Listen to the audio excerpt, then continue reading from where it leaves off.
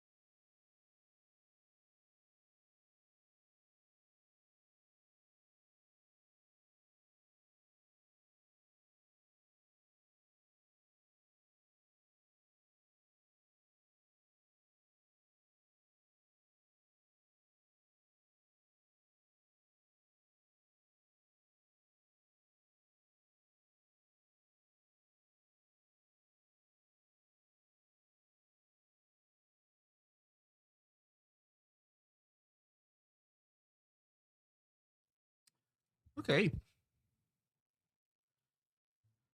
So I hope everybody's having a good weekend. I'm not doing bad. I'm yesterday I did some work on my personal website. I hadn't touched it in way too long. It was kind of obsolete in some ways. Now it's I don't know, added some fonts, cleaned some stuff up. Also had some horrible artifacts that I accumulated over time, like things that would not look particularly good related to code snippets. You know what? I think they need more padding. I gave them 15 points of padding, but I think they need more than this. Not at all more, just a little bit more, maybe 25, something like this. Anyway, so this is all better. And there's also another thing that I added. So when you get to the bottom of the page, there's this thing. I'm This is not my project. I saw it on Lobsters and I wanted to try it out. It's essentially, instead of having a comments section, which personally I find comment sections on personal blogs to be complete cringe. Um, Instead, you can go here and just chat. It's like real time chat. Every person that you see is somebody actually reading, having the page open right now with JavaScript on, and you can move around and chat with people. But it's ephemeral.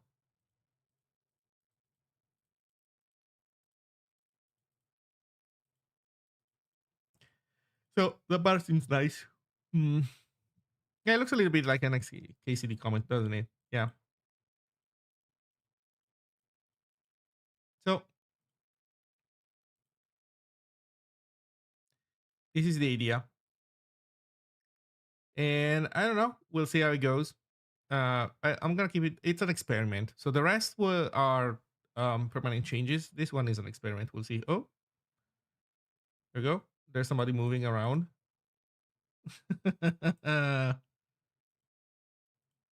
Yeah.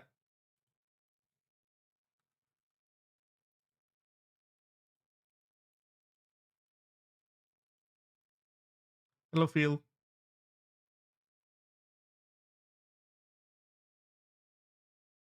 I guess the ZZZ is when you tab out. So tabbing out makes you go to sleep, I guess. Okay, so this is somebody coming from have a nice stream, thank you. So this is coming from you must fix your assets. The thing is, it also tells you what page people are coming from, which I don't know, maybe not the context is not that interesting, but I find it particularly fitting for a personal blog because you see, oh, you can also full screen it. You can also see what did I mean to say? Yeah, you can see what they're reading. So maybe they make a comment and the comment relates to the blog post, and so that you can contextualize it. So so far so good. I like this. I'm looking forward to see what happens the next time that a blog post of mine gets on the front page of Hacker News, because I think that is the where that system will either shine or crumble.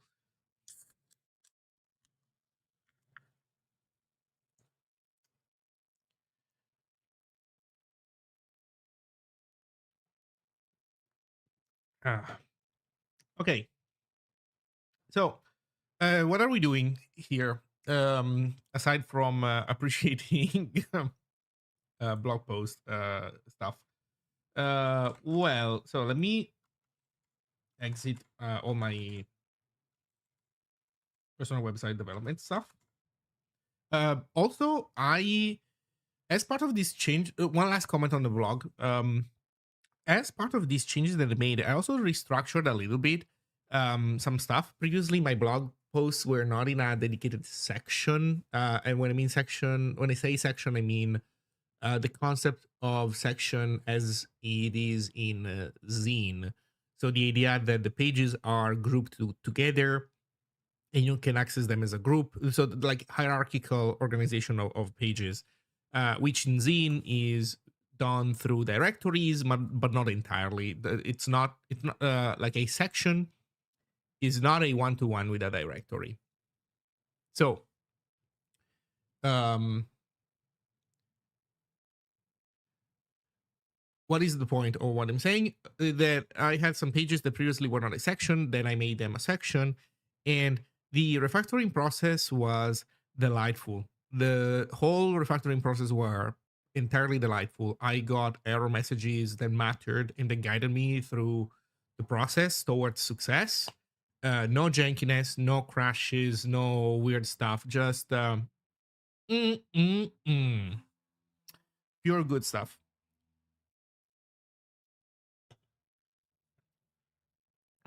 So what can I say?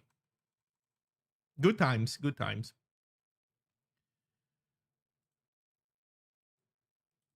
Okay, in the meantime, here I was testing some stuff, but most importantly, let me restart the editor because I also made some changes. So most importantly, I'm redesigning how Ziggy metaprogramming detection works. Previously, you had to have a bunch of magic decals.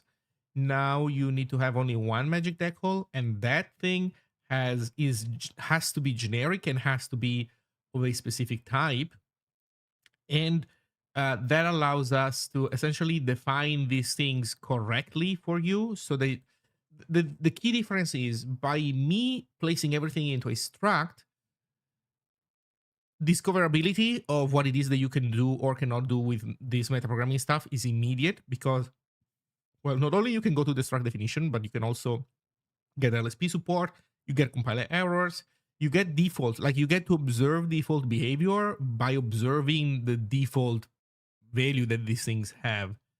And so far so good. The only reason why I originally didn't go this route is because I I needed you to specify two functions, serialization and deserialization, and um and I didn't know that you could do it this way. The point is that these functions need to be, they cannot be like function pointers. They have to be, or rather, I guess they could be now that we're doing everything generically. But in any case, um I was using a more naive approach. This approach now delightful. So that means that I'm in the process of designing these I'm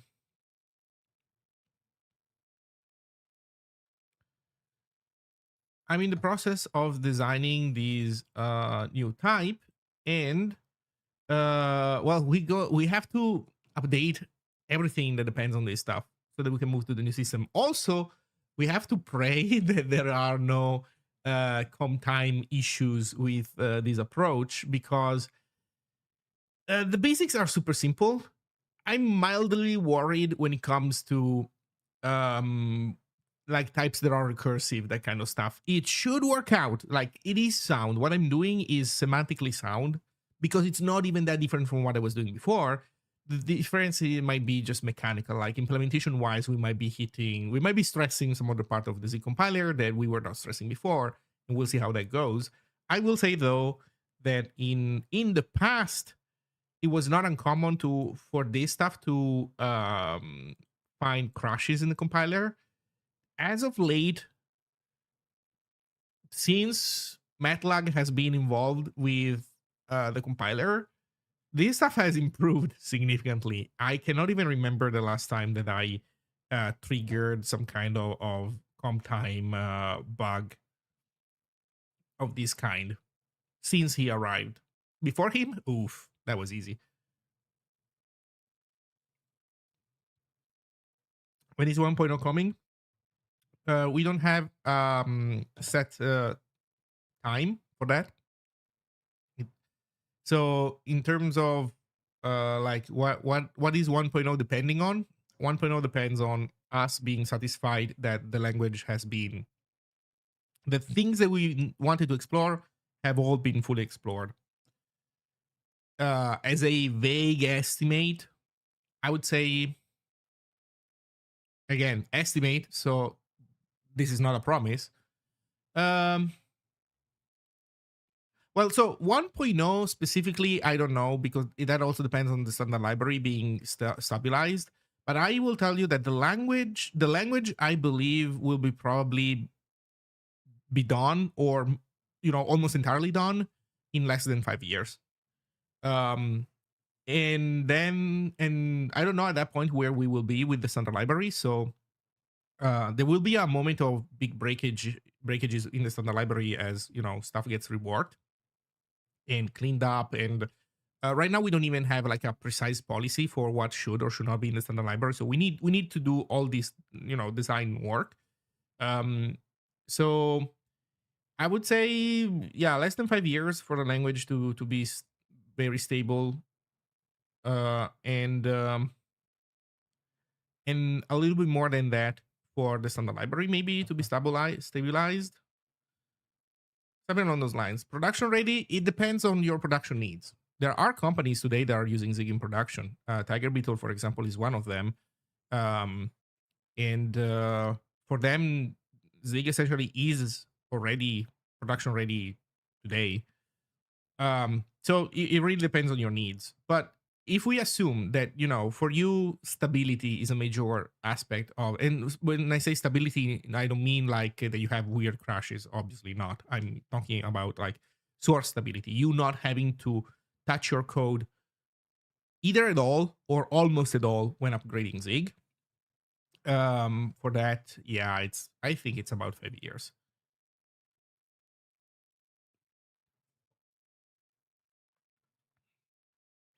Okay. Hey there, Toyfel.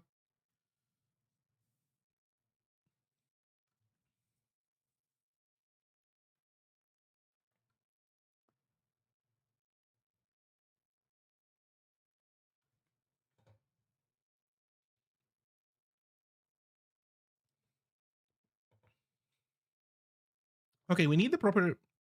We need the correct signatures for this stuff. Which I think are hidden in serialize and deserialize. This guy knows, and I think it has an error message somewhere where it tells you if you got it wrong. At least I hope so. Yeah, look at these stupid fucking compile errors that we're gonna be able to get rid of. Oh man, this is gonna be so delightful. Okay, you know what? That's gonna be easy. We go to dynamic and we copy we copy everything from there directly. Fuck it. So this is the signature.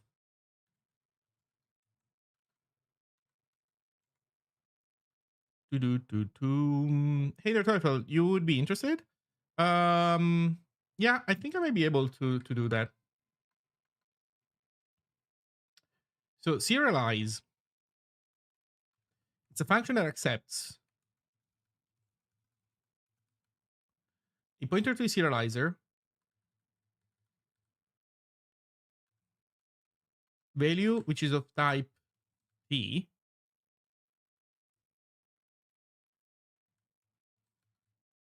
Let's give it also names so that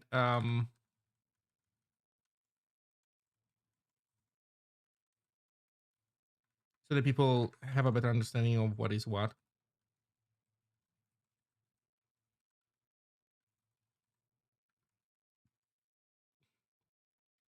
Now, here's a question. What is the difference between indent level and depth? I don't remember. Holy shit. Also, what can it return? Um, what is the error set? Write failed, right? No, I think it can return more than write failed.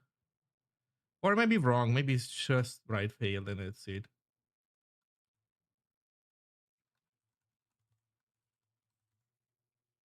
And actually, we can even say this better than this. We can say, oh, wait a second. Where's the fucking writer? Serializer owns the writer? Of course. That makes sense.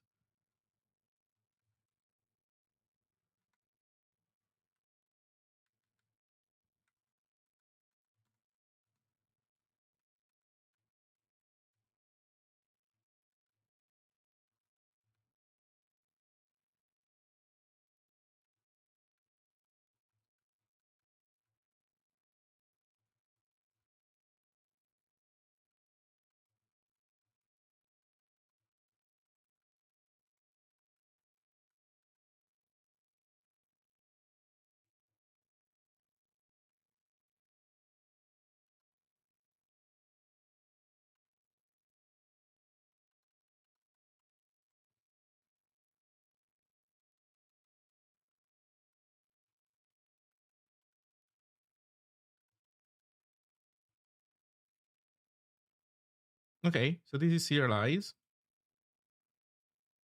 And you know what?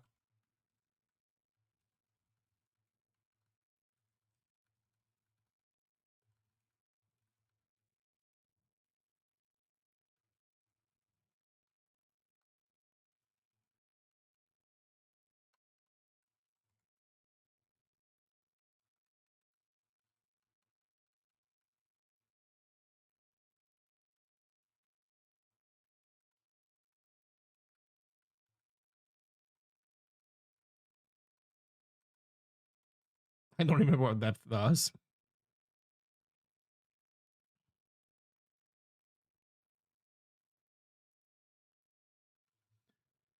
I guess we should see here.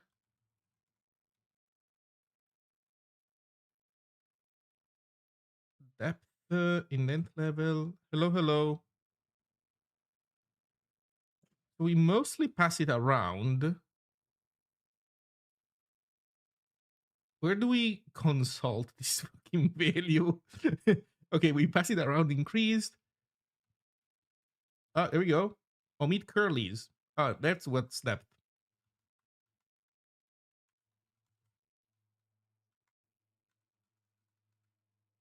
Why is this a separate thing compared to indent level? Because indent level does not increase when you're printing horizontally, I guess.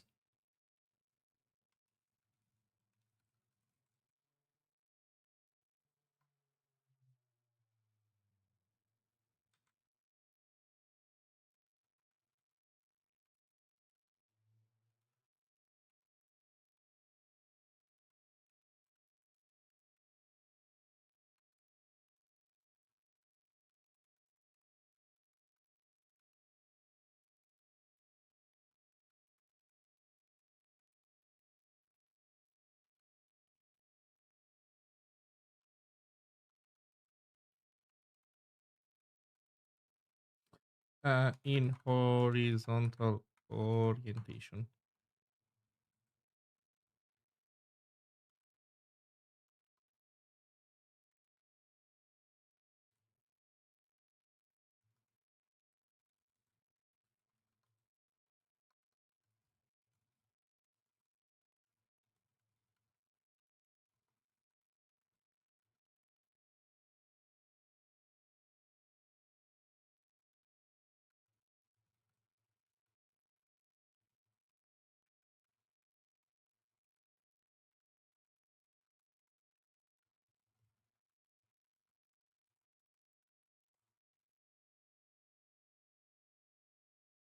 Okay, I think these are decent docs.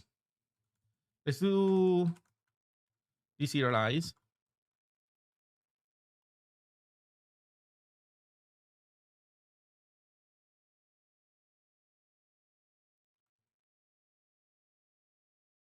No, what the fuck am I doing?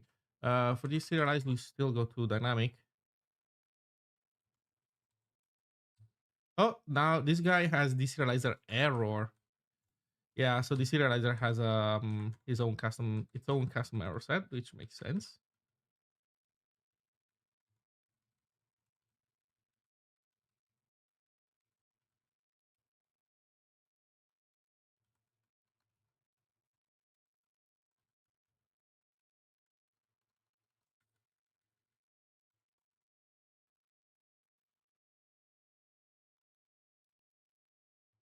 Override deserialization behavior.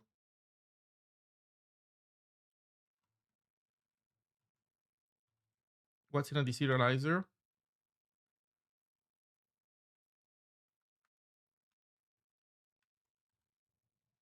I think they should change to make sure to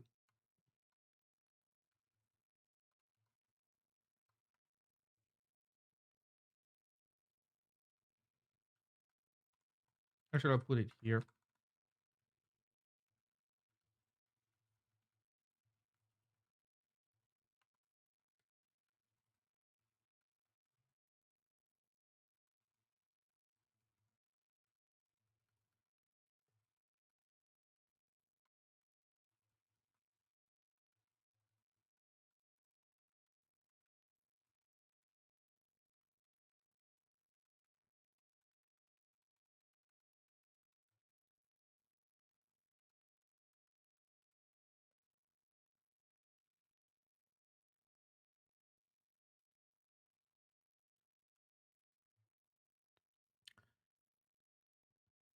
Token.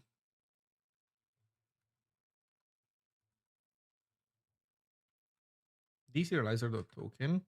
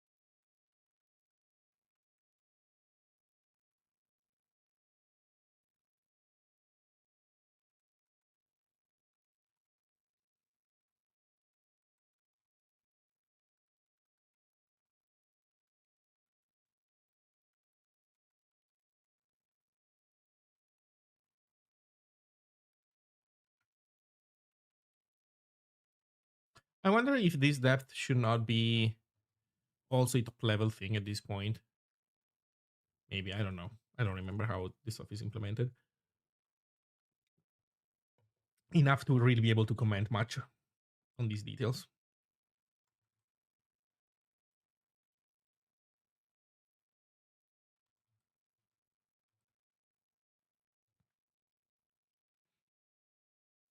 Okay, I think that this interface is not the best possible. It would be nice to maybe make this a little bit less hard to use in the future. Um, but it is fine. Whatever happens. So,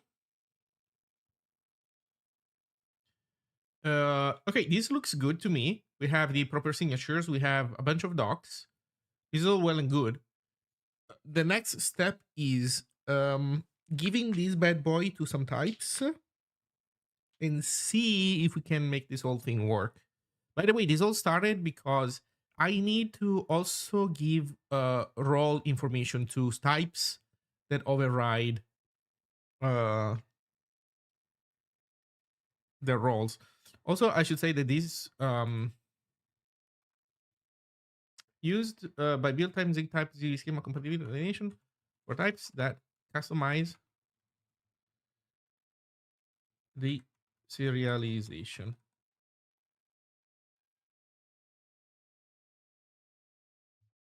I would say that if this is different than none, then you must have either serialize or deserialize. At least one of the two you must have.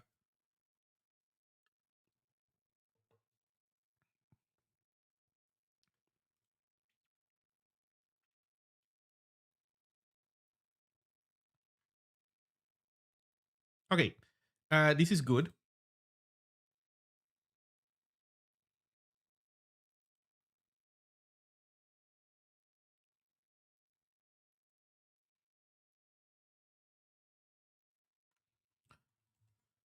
Uh, so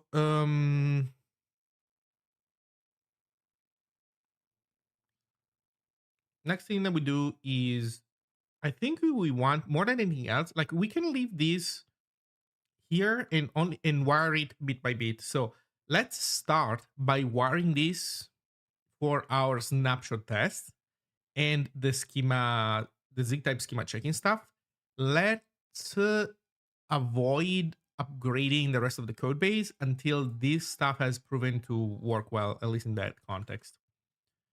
So that means going into type checker, and we don't do this. Ooh, also schema.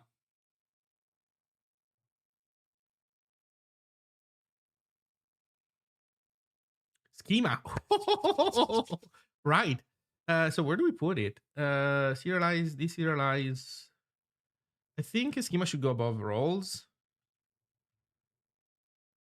or below or above everything actually. Maybe under skip fields. Yeah, under skip fields for sure.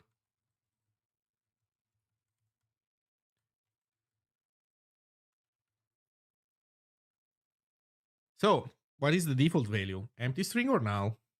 You make it optional? I think we want to make it optional. We don't want somebody by mistake to pass us an empty file and then we think that it's not there.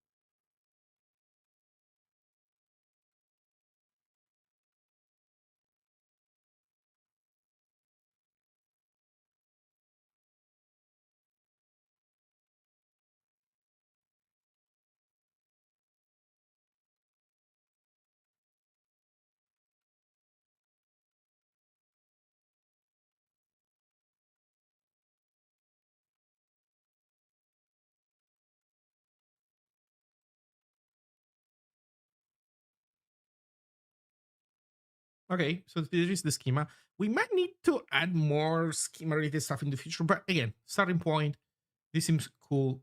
Actually, more than cool. This seems fucking delightful. So the type checker wants Ziggy options, and then what it wants is it wants type of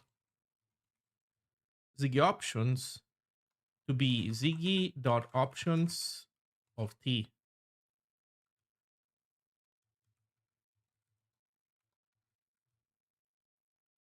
So if type of Ziggy options is different than Ziggy options of t, error dot report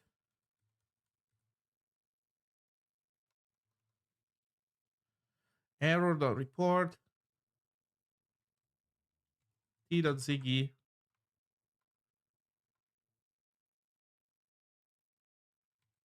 Ziggy options must be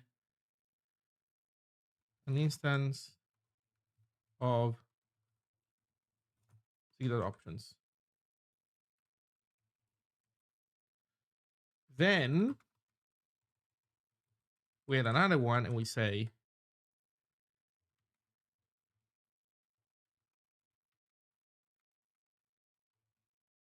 if t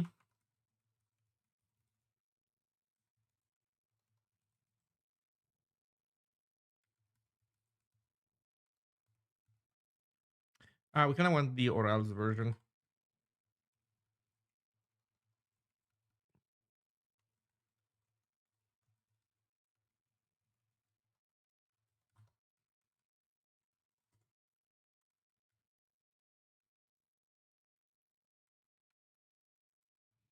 Now we pass around schema directly, which I think it's not strictly necessary, but it doesn't hurt readability. So this is all well and good. Schema consuit.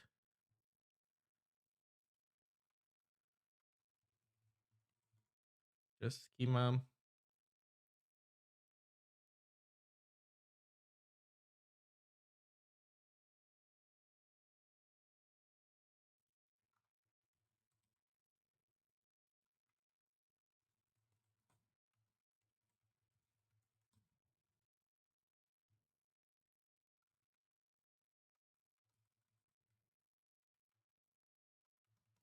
We can rename it to schema source actually.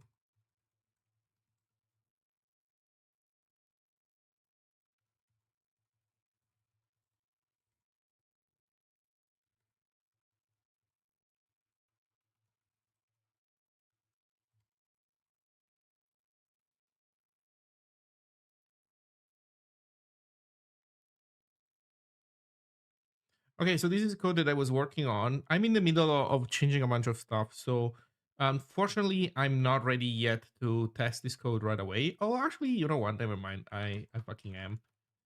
Just comment this stuff out.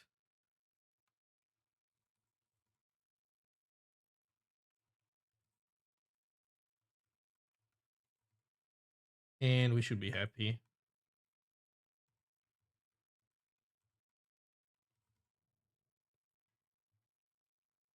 Actually, it's probably that easy.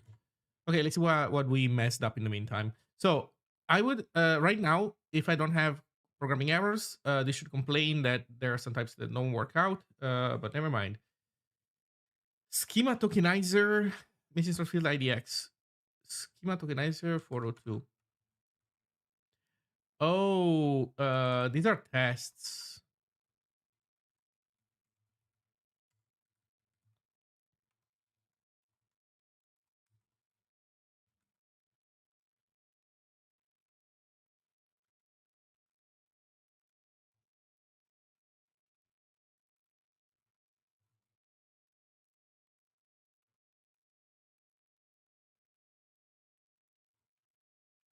Okay.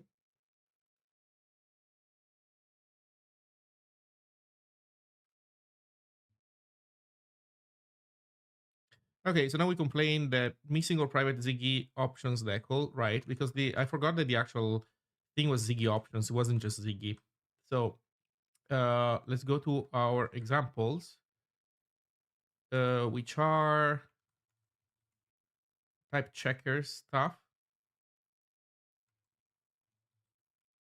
This one. So this is Ziggy options.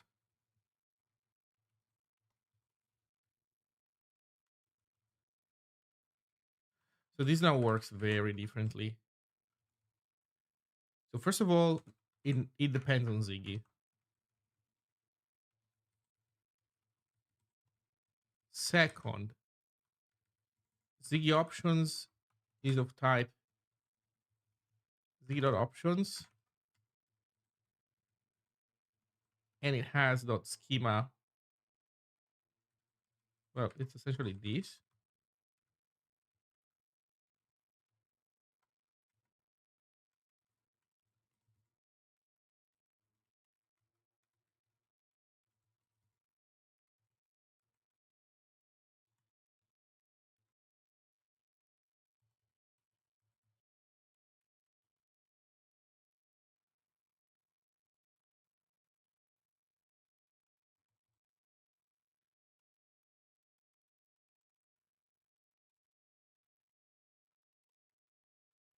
Okay.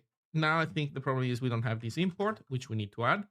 That is fine. That is in our build system.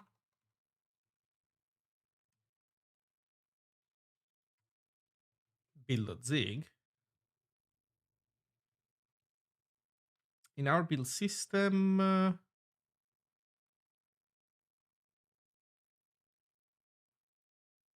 root source file, then types.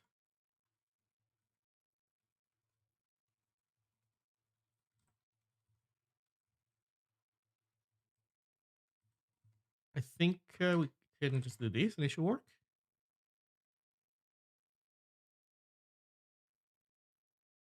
Okay, there we go. I fucked this up.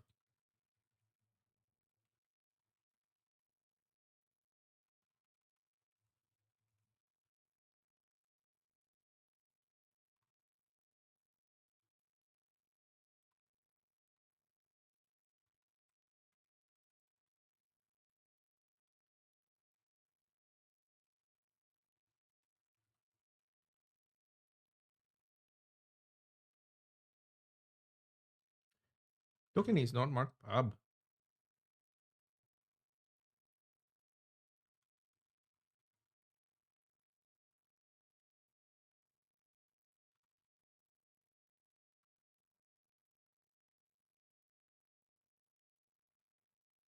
This is source tokenizer token. Oh shit.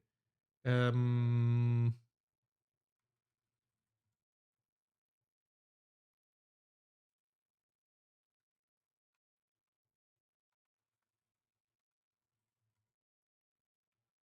tokenizer token. Okay.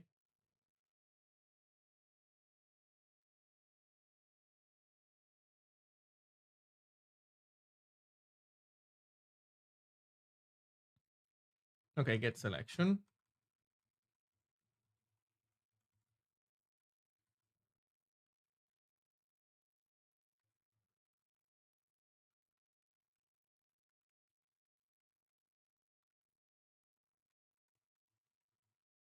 I guess I can do this here.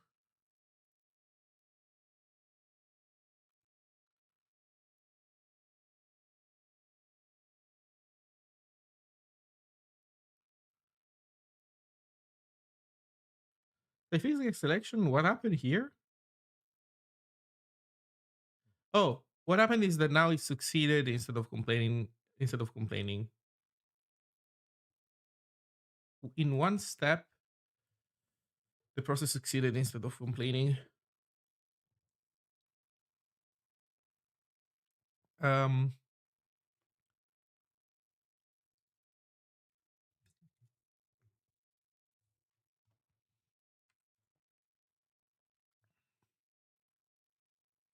oh, I guess it's because the other snapshot tests are running and succeeding.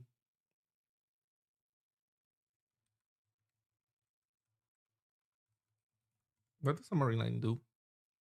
Oh, this. Okay.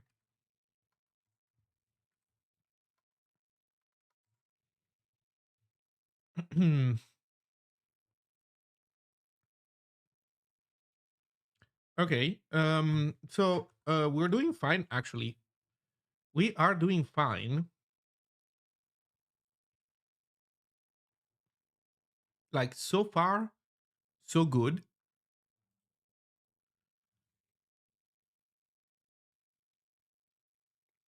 We could probably make a getter function for this stuff. Oh, also this error report is wrong. Wait a second.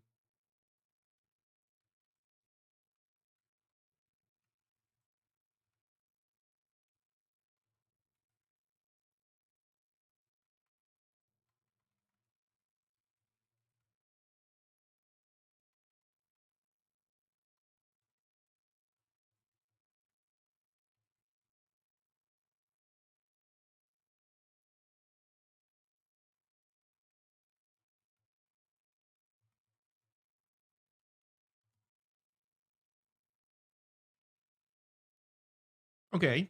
Because this one, yeah, it's like, oh, you're missing a thing, but well, this one is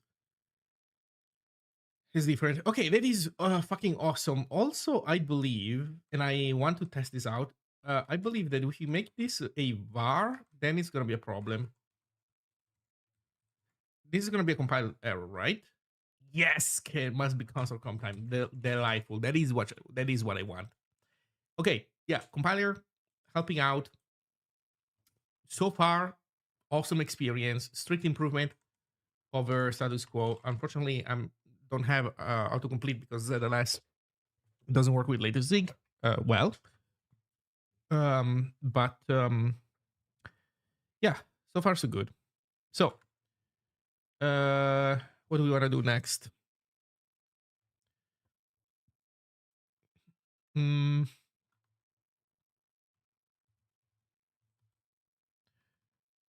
So there's simple and schema errors. Simple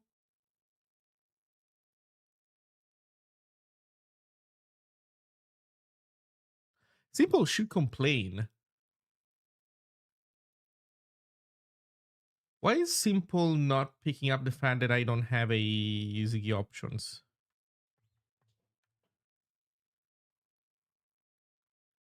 Did we like commit wrong snapshot?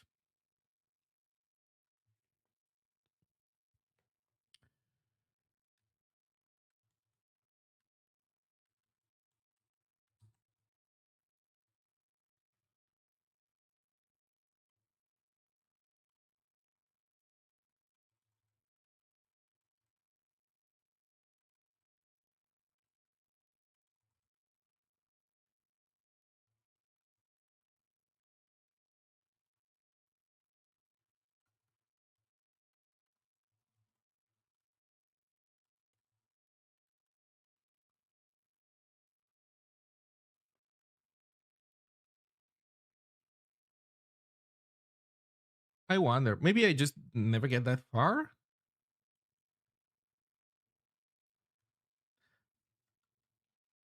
Oh, you know what? It might be that I never get that far because schema errors doesn't kick in. And frankly, here we don't need to have 3 of those.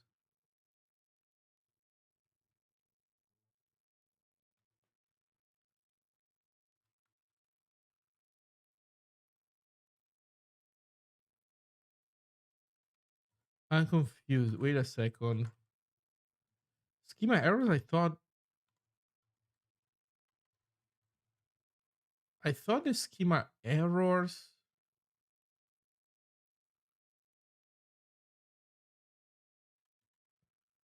yeah, contain wrong syntax. So we essentially just need one, and this is not okay.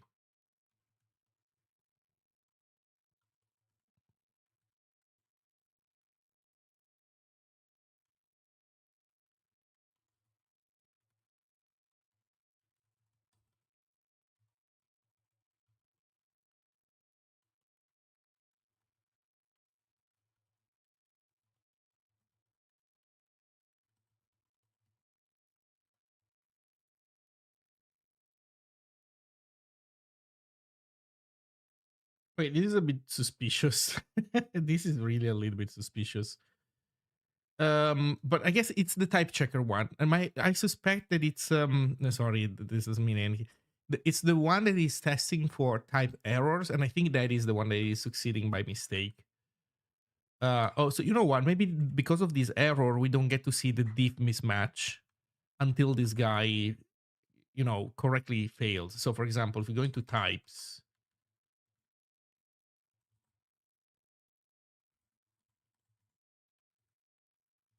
and we add a wrong field, now this is not going to error out, and we're going to see the diff. Okay, there we go.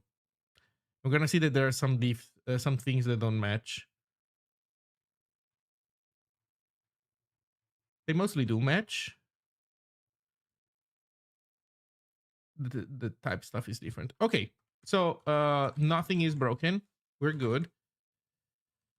Now we need in the type checker to implement the type checking as I was implementing it yesterday night.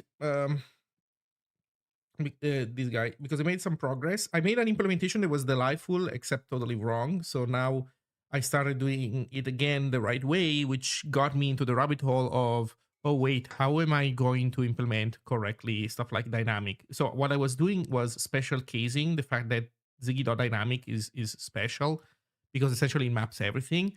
But then I decided to open this possibility to also other people, meaning that you can make your own implementation of dynamic if you want, which will be recognized the same way as dynamic. But maybe you have your own implementation details that you want to change, and so you will be able to do that if you really want to, etc., etc. So, um,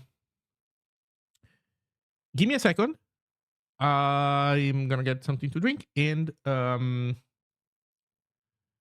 yeah, I will uncomment this function, and yeah, the metaprogramming continues essentially.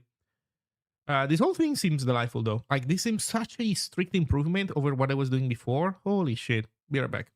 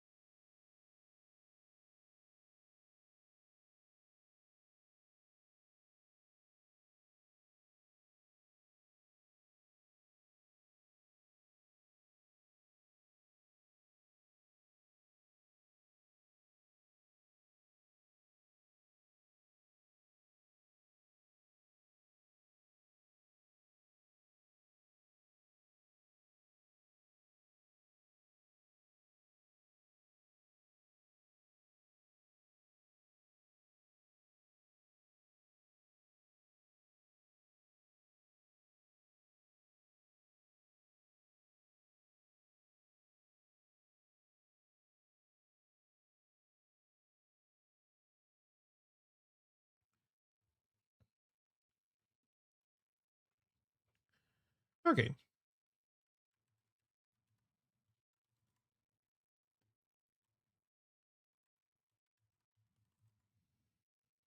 Okay, let's get this. Let's make this happen.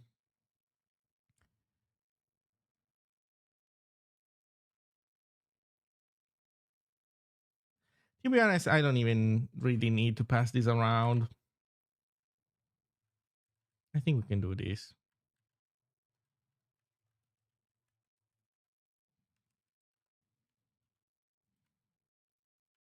Yeah.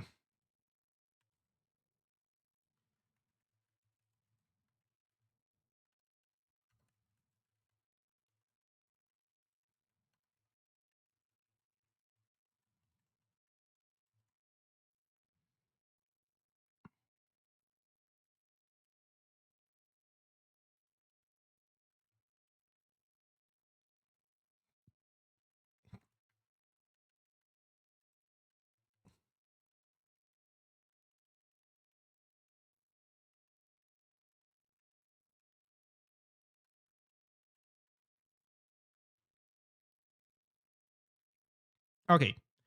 So we were here yesterday and we were trying to decide how to make this stuff happen. So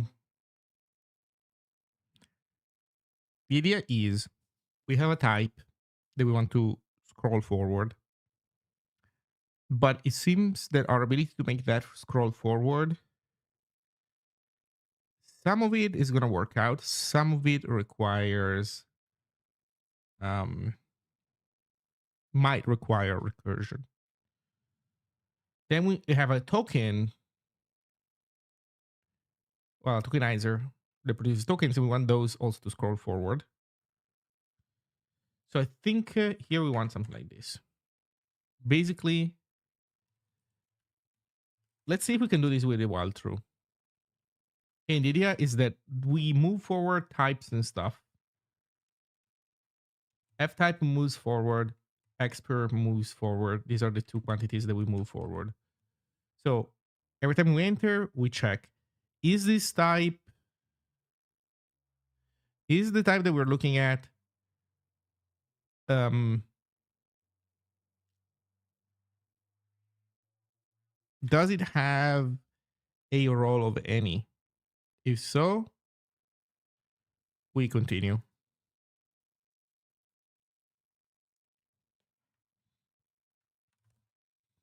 So if, yeah, maybe we can even do it here. Const. No, we cannot do it there because we need to do it here. Um, if F type,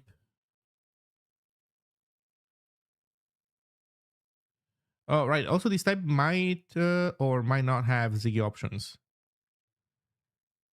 Chances are that it doesn't. Wait, we need to do this also at the outer level. Wait a second.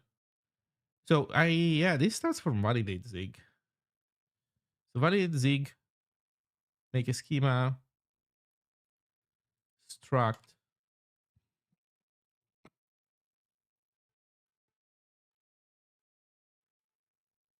Mm, mm, mm, mm, mm.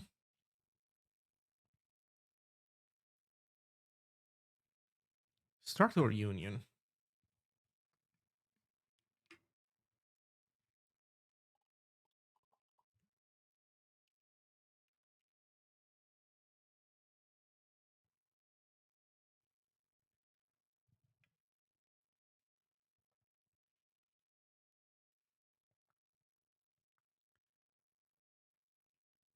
Are there Zig bindings for half buzz? I don't know firsthand, but I would encourage you to take a look at the Ghosty code base because I believe the Ghosty uses half buzz, and well, if anybody has bindings to that, I believe it would be them.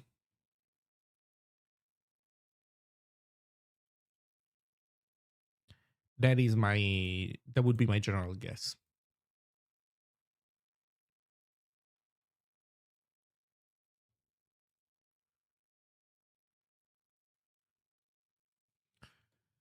Uh Huh.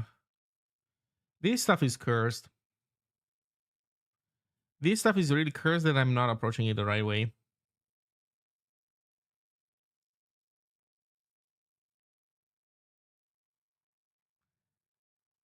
This stuff is truly cursed, and I'm definitely not approaching it the right way.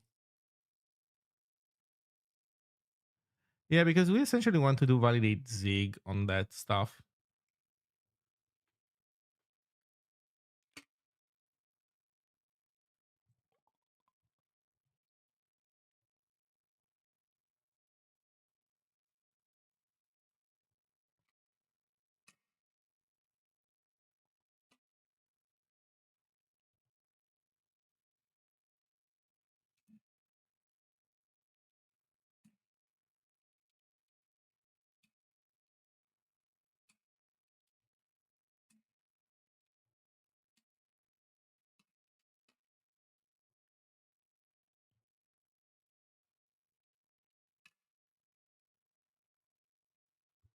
Hmm. Yeah, this is tough. Okay, let's just try to do something so that we can make some progress. Then I will probably need to relook this on my own. But here's what we can do, I guess. Once we get in here, we can say if f type.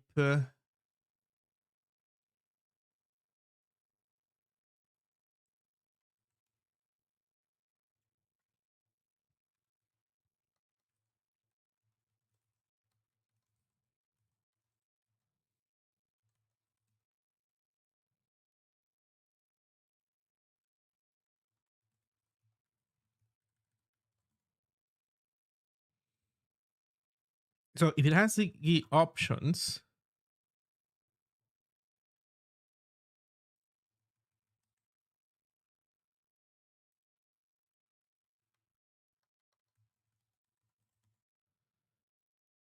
to complain, then here we can look at what. Here we can look at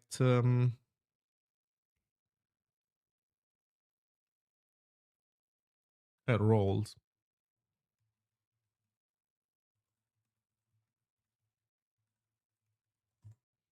So we look at roles,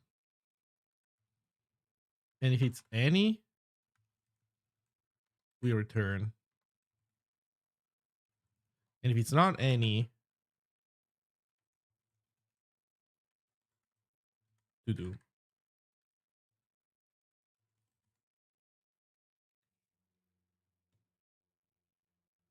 Yeah, I guess we can do that. Or rather, wait. Well,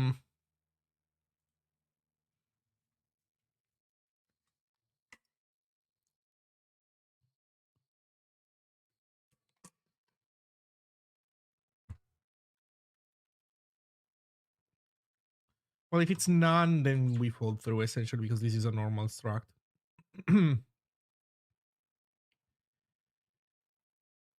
Okay. So then with this um we have tested the type. Then we look at the type. So here the idea is it doesn't have any special role because if it has any a special role, then we would be doing something else. But this does not have any special role, so we just we're going through it the normal way. So there's no dynamic, no dictionary. We're just doing normal shape based matching. So how does this work?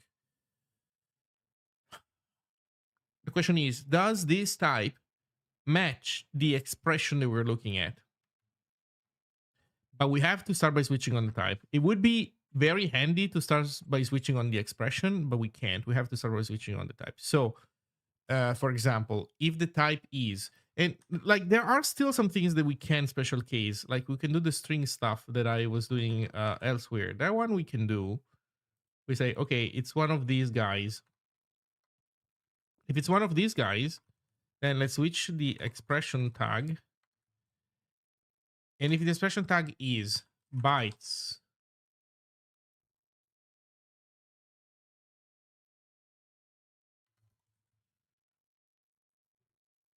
if the tag is bytes, we're done, return.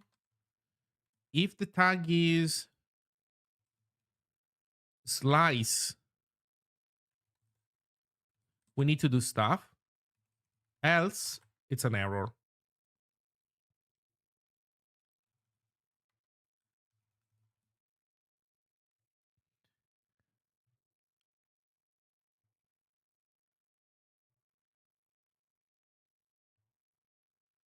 And we report a T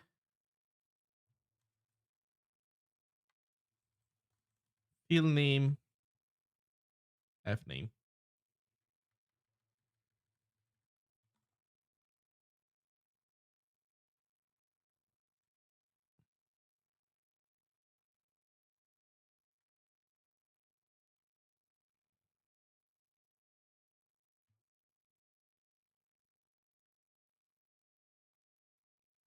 I think a type mismatch should be kind of like a standard thing.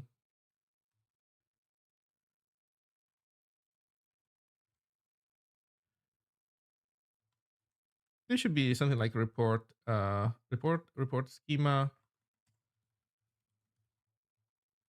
report type.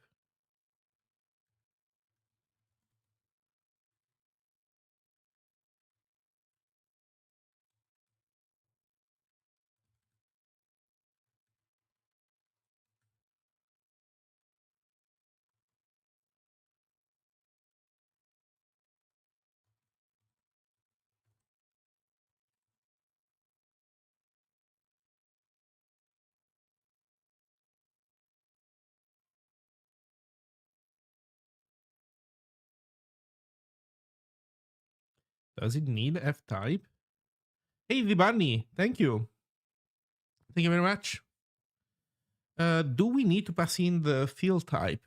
Why can we not just why can we not just grab it ourselves from the name when we need it? Ah, whatever.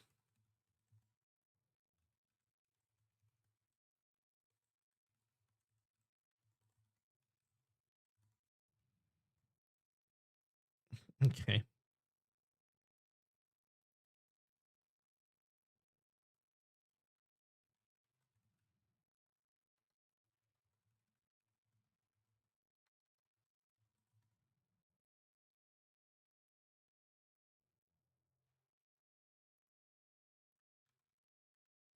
Okay, so it's like if it's a string, awesome.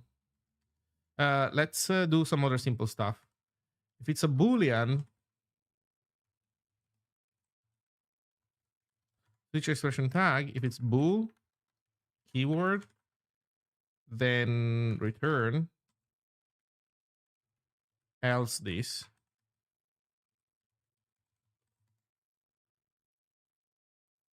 This is kind of showing us that it's the fall through that causes these error report stuff to happen. So we can, okay, this is something that I was doing before. I guess I can keep doing it. So that means that essentially we make the fall through the error case. So when stuff goes wrong,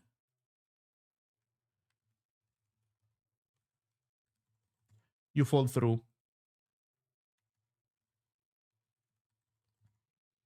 So slice is missing some logic, but it needs to continue. So you either return or continue outer, and then we only fall through.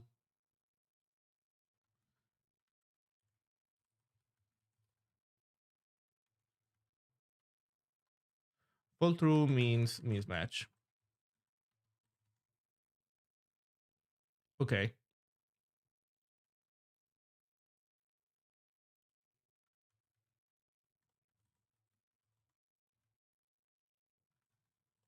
Something like this. I don't know. This is just to get rid of compile errors. Um,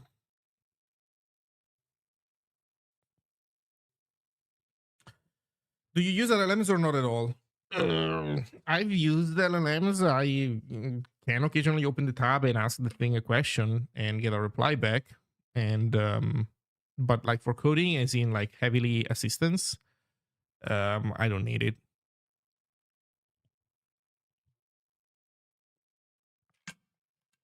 Given what I'm doing right now, it would be entirely detrimental getting assistance from one of those things. I need to figure out the algorithm myself first. And of course, I could have the thing figure out the algorithm in my place, but then since I don't know what the optimal solution looks like, then I get a solution from the thing, which maybe, let's say, it's a good solution, like it's a working solution. Do I know if it's the optimal solution?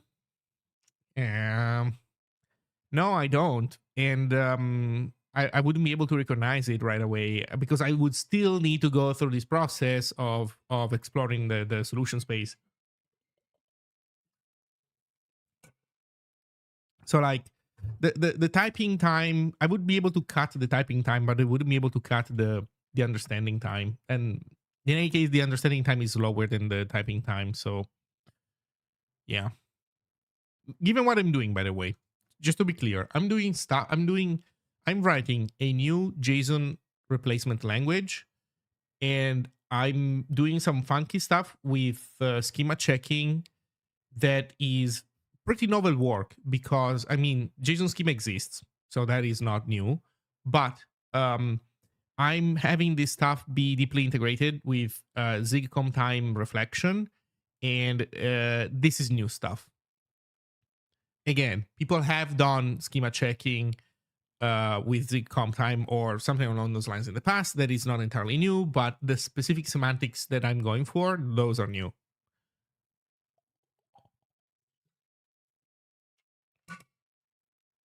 So, yeah.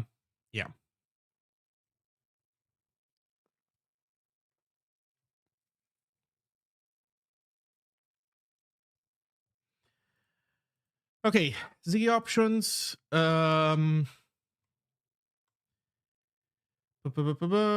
Is this enough to get something off the ground? No, I think we need more. I want to be able to run our own tests. So we have strings, we need Boolean. I think we need U32. Although I think I'm gonna do an else branch here. And in the else branch, I'm going to do I'm gonna switch on the type info.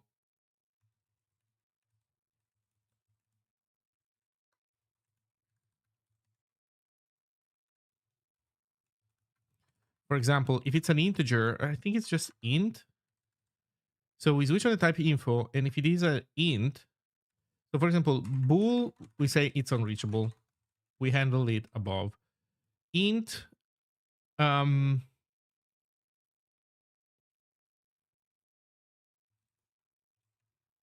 int,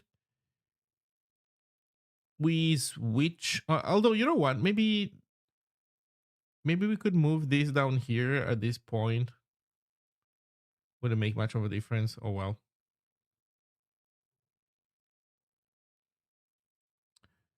Varied with ints.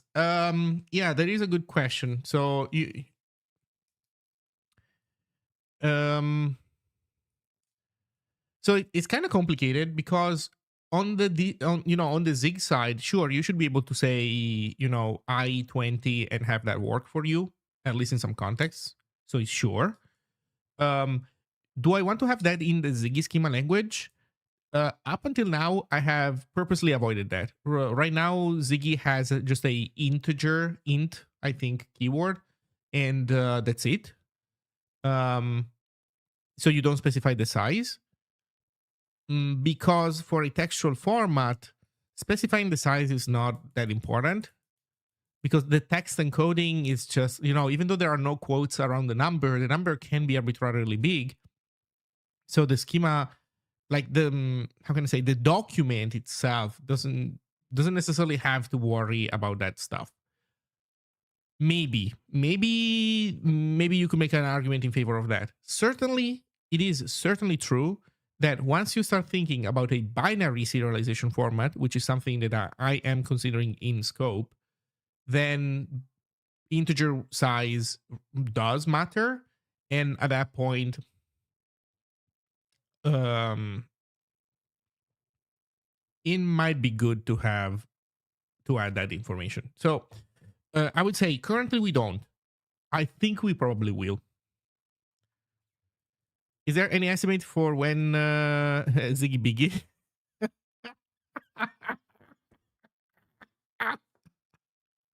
So you know what?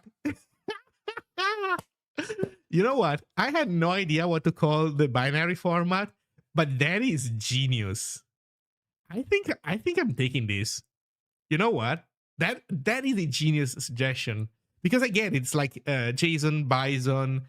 The B stands for binary, but it is also true that those are probably going to be big files because because Ziggy is limited to up to 4 gigabytes. You cannot create a Ziggy document that is more than 4 gigabytes. So if you want something big, yeah, you have to switch from Ziggy to Biggie.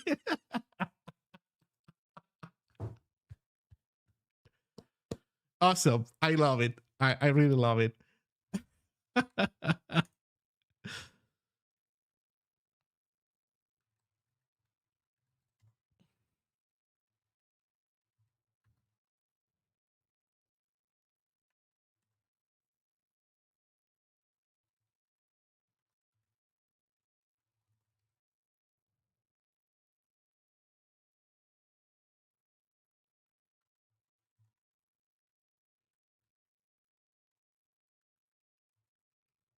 Yeah, instead of having that be unreachable there, we could just do it through the type info.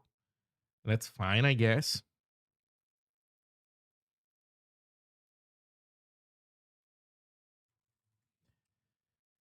Okay, so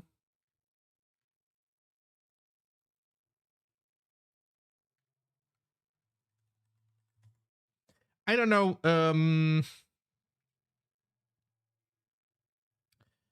We are really far from.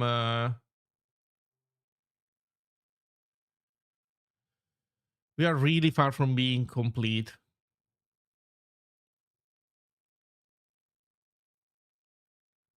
Fold through means mismatch.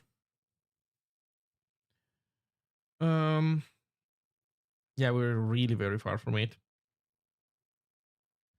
F-type and expert have never been modified. That is because we're not really looping. I think we can already test this though. As it is, I think this is testable. Maybe what we're missing is optionals. Should we do optionals?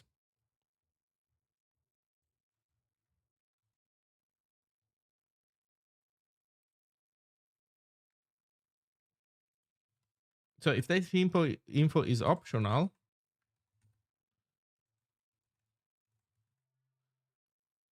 then we need to switch the expression tag. And it needs to be one of the optional ones. And then we need to test the child. Oh, but we changed the expression tag. We lie about it.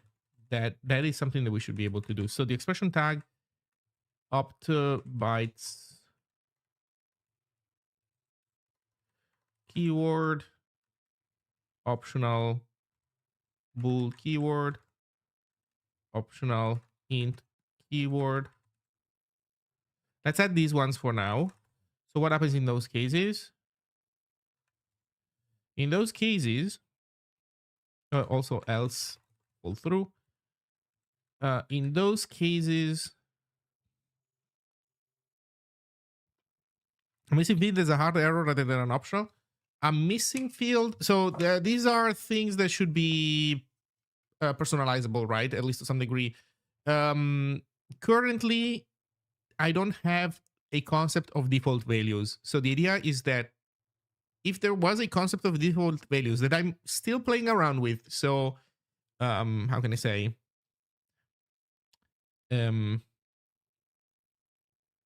This part of the schema language is not finalized yet, but if we add default values, then a missing field of a field that has a default value shouldn't be a big deal, right? It should be fine. you're essentially implying that you're using the default value. But right now we don't have that, and so yes, missing fields are a problem, or rather, they're an error. And I am considering the idea of not having default values except null. So the idea is if you make a field optional, then omitting it means that it is set to null. That is what I'm thinking. Um, we'll see though. I'm not sure.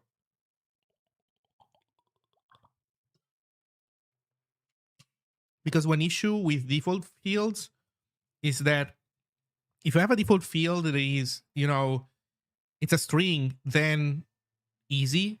But if a field has a default value, a complicated value, then how the fuck do you know when you're trying to serialize it whether that field still has the default value or if you changed it?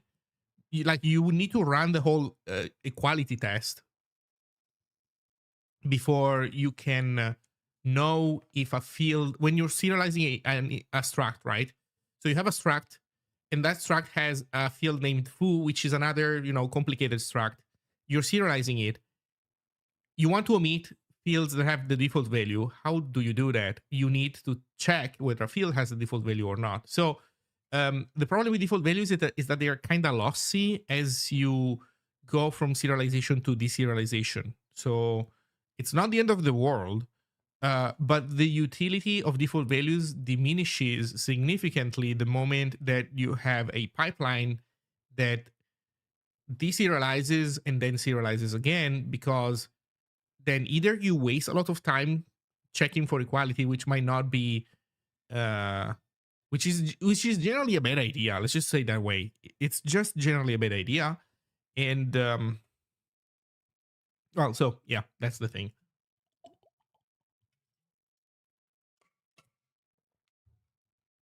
So that is why I was thinking that maybe we'd only do it for null. Essentially, if something can be null, then you can say that null is its default value if it's being omitted.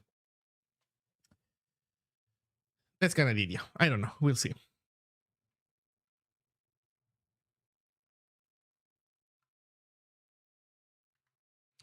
Oh, I think these guys each will need its own handling code.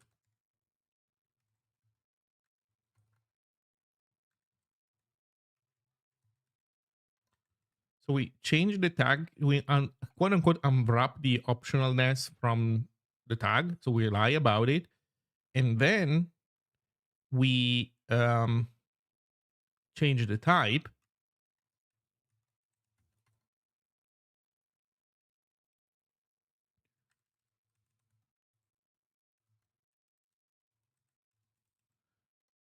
To the optional child type.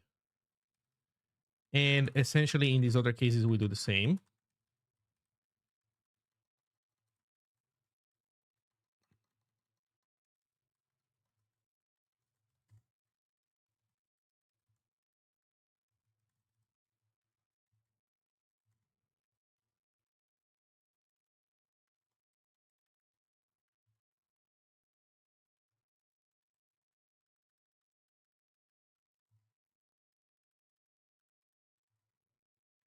I think that's how we do it. This code is not complete. There are more cases, but I'm trying to just flesh out the basics necessary to have our tests work. Type expert is not marked pub.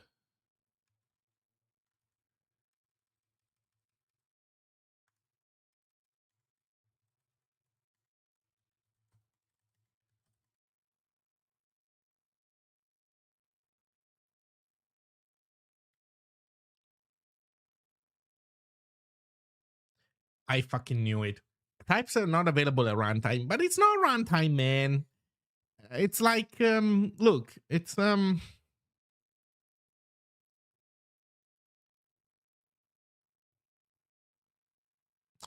yeah. So confine bar. Oh wait, is this it?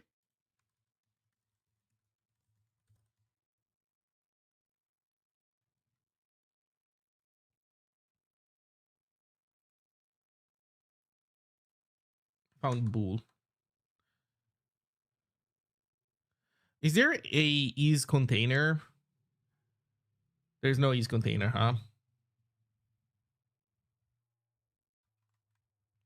I guess we can do it in here.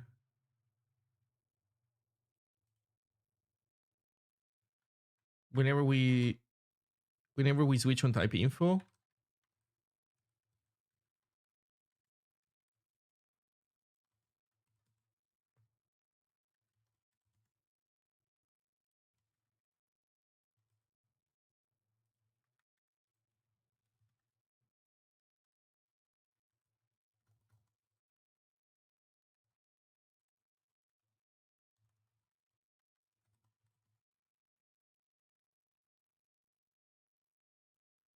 Oh wait, that was unnecessary.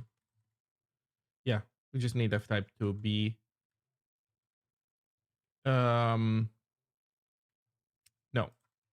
I'm wrong.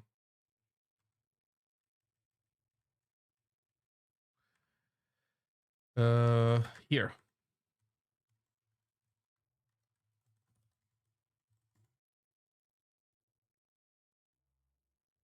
Something like this.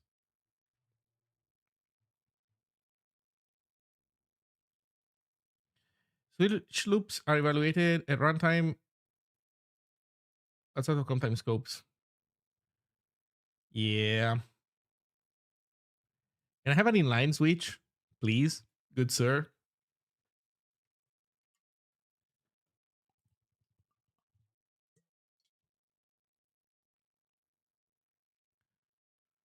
Uh, so we can't even switch loop. I was saying so many good things about Amlag earlier, and now he's dropping all these limitations on me.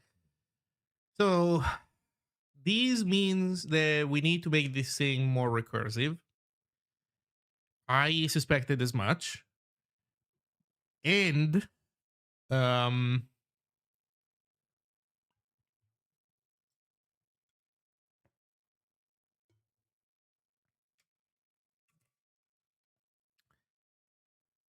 make it a normal loop with switch inside.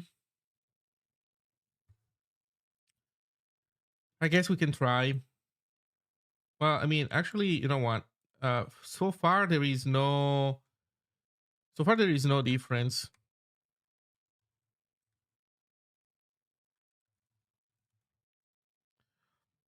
To be fair, so far there is no difference.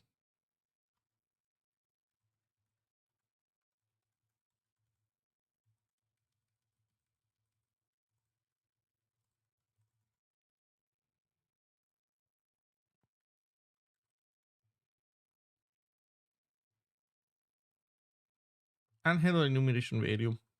Sorry, unhandled value this and that. Yeah.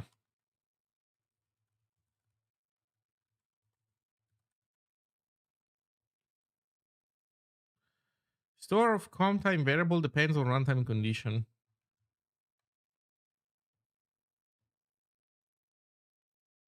Yes. Yeah, unfortunately there is no escape. Like yeah. Store of comp time variable depends on runtime condition. Indeed. Indeed. Indeed.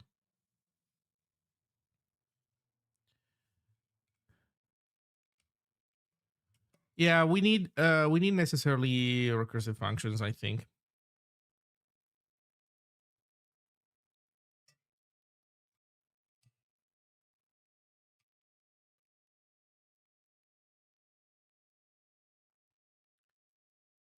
No alternative.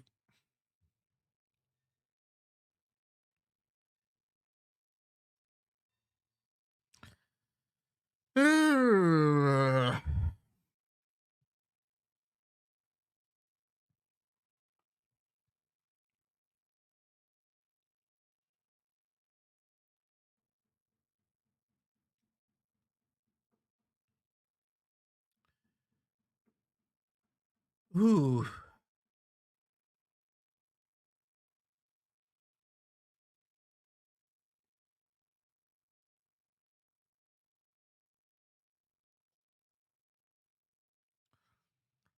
Let's do this. Let's ignore the optional case for now.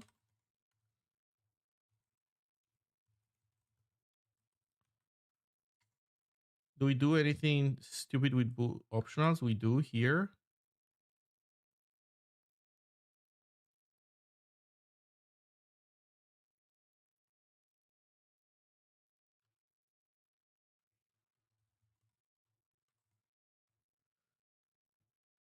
Okay, I removed the optional stuff, so hopefully this should not trigger it anymore. Let's see if we can get to building with the simplified version. Schema token tag has no member bytes. Bytes keyboard.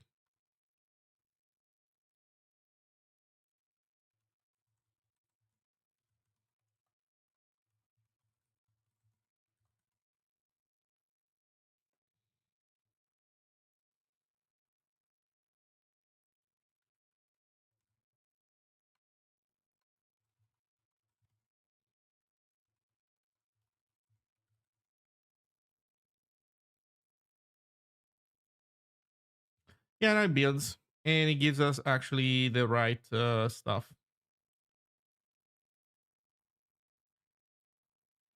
So this is working.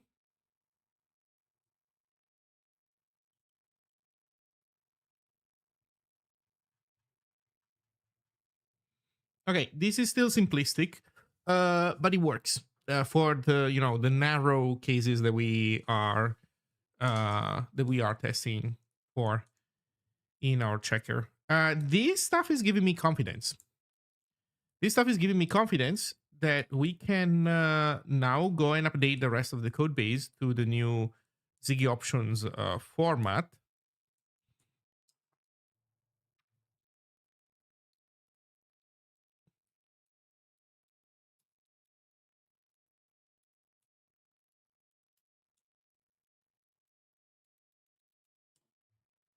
So yeah,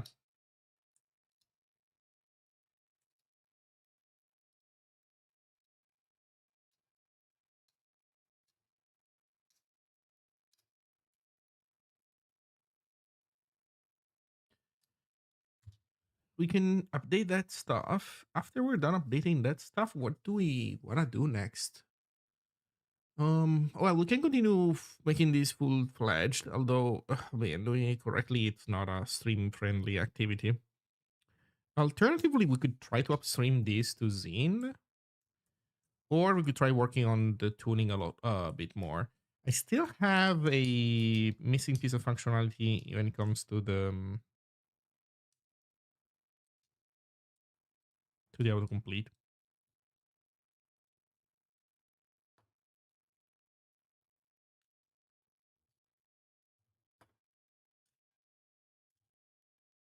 Mm-mm-mm.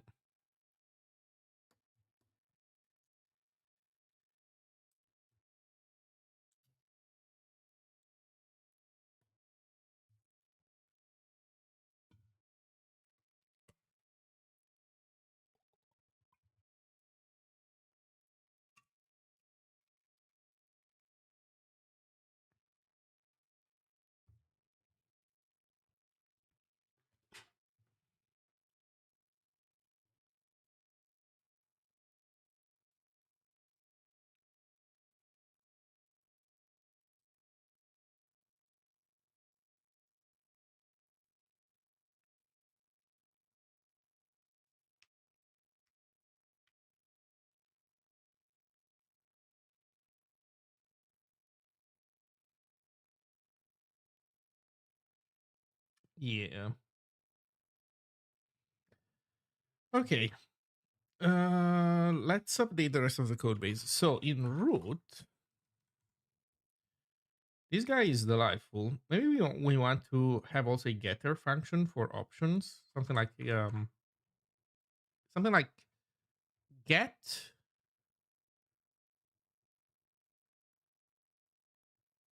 and like has, where has just returns a boolean, no erroring, and get instead makes it a build error, a compile error. Yeah. And I think we want to copy this logic here.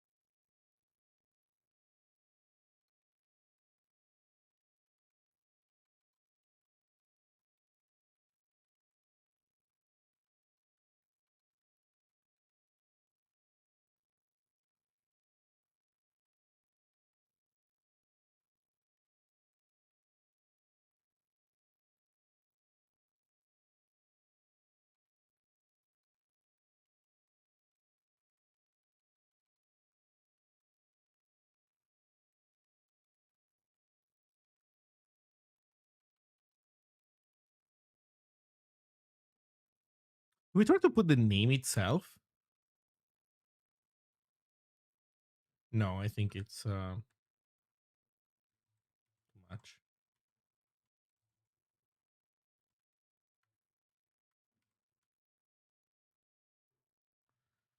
I think this can be on a new line. Yes.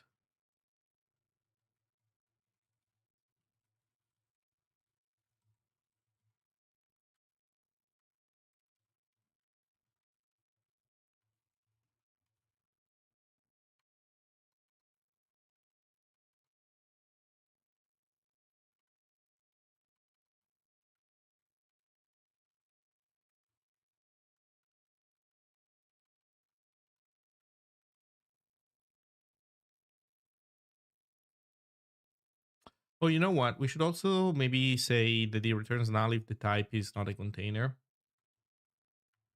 so we don't error out on the has decol.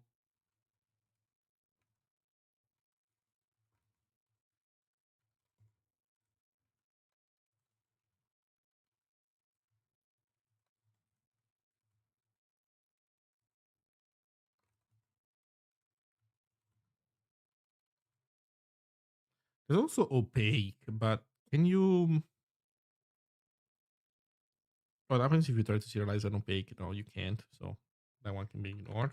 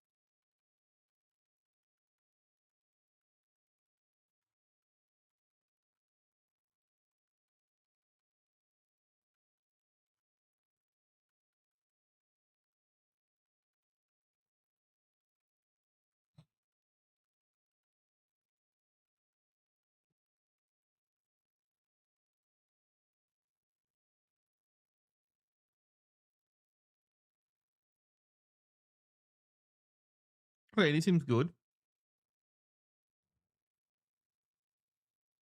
I think that's kind of what you want in general.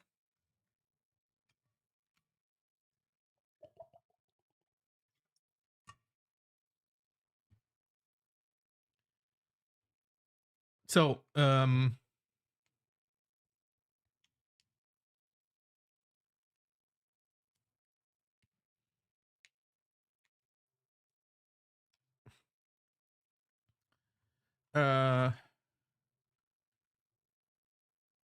we want it to be in line. I mean, type has to become time, but can this function fail to run at comp time?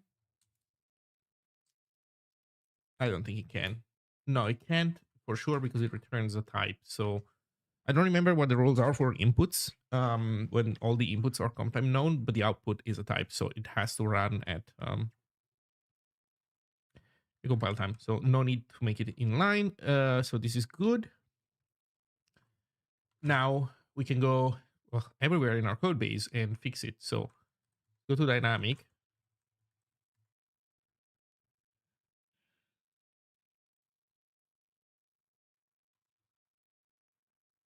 Dynamic has Ziggy options, but we need to change it. Oh boy, this is gonna be fun.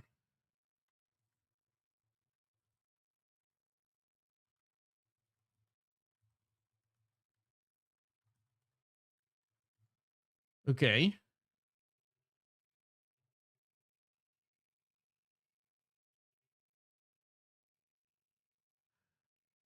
So how do we make serialize and deserialize work? Because we cannot define them in line anymore.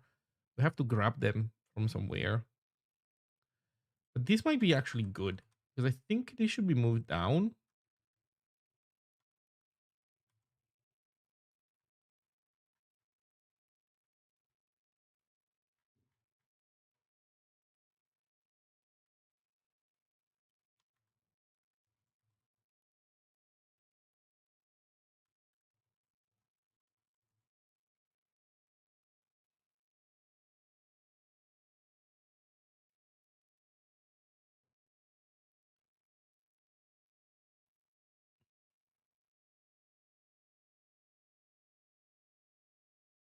Excuse me, declarations are not allowed. What the fuck does this what? Oh, between container fields. Okay, so this is a syntax going wacky issue.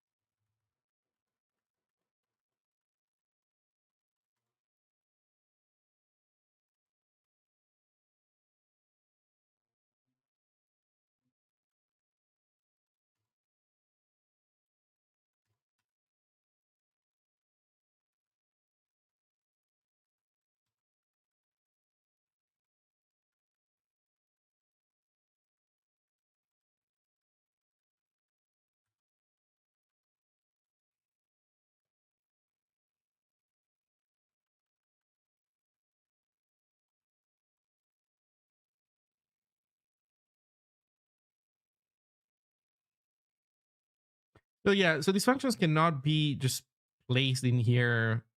Well, you can with the struct trick, I guess. If you really want, you put them in a struct. So there are ways. Okay, there are ways to achieve what you want.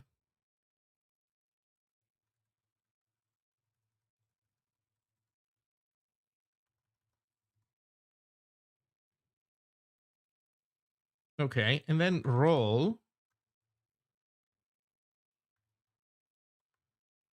What's the role of dynamic any?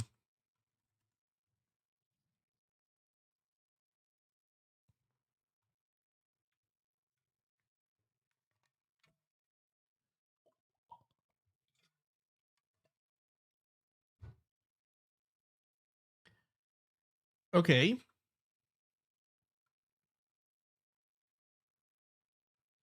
Now we do the same to dictionary.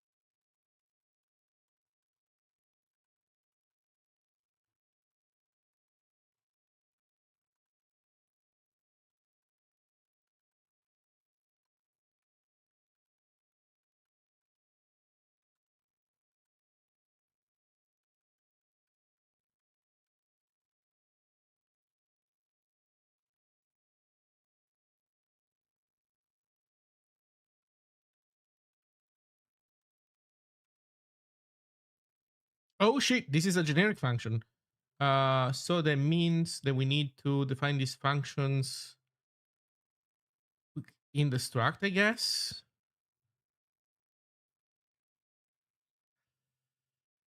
Well, there are alternatives, but we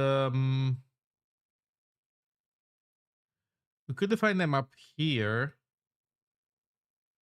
I think the most natural place is in its own structure. Also, let's move serialize above.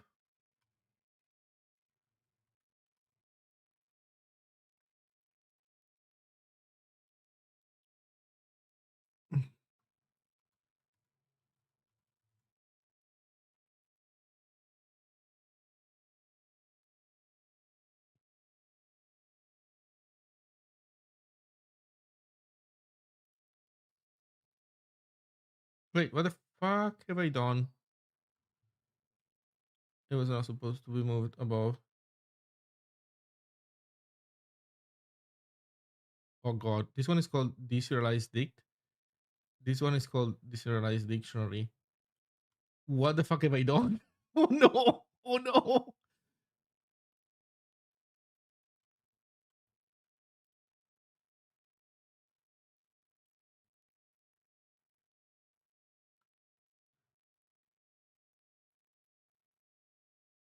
Okay, what the fuck have I done? Something real bad happened.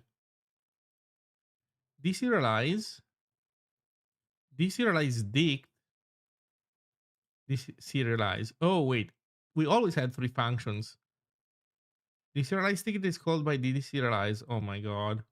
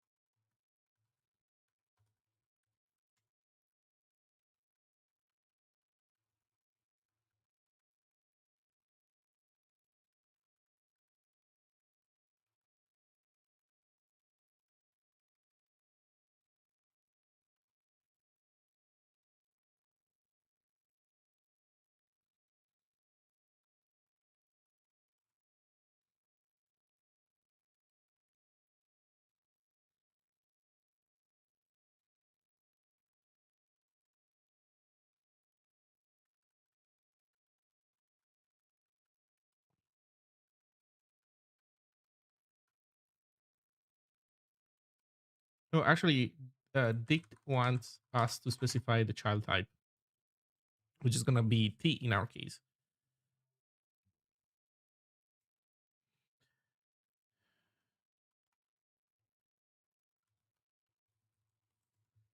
There we go. Okay, this is pretty good.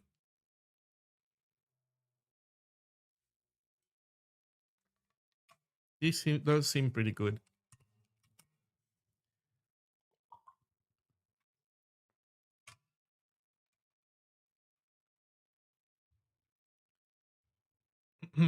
I'm starting to think the schema does not belong in here because schema only makes sense for top level types. It really only makes sense for top level types.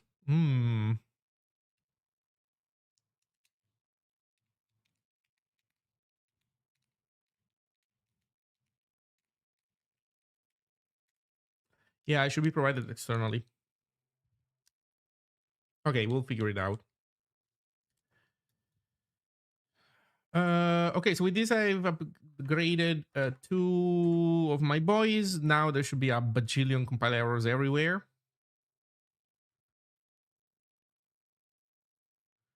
Expected type found, blah, blah, blah, right?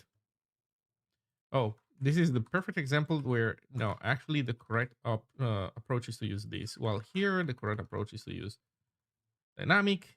Actually, there's self in here, isn't? Is there not? Yeah, let's use self. Self, child. Then everywhere else we use self. Okay.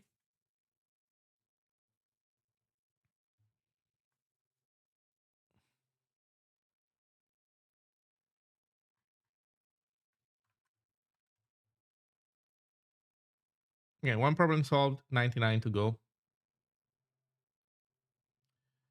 No field name role. Oh, is it some? Yeah, it's some. Was it roles?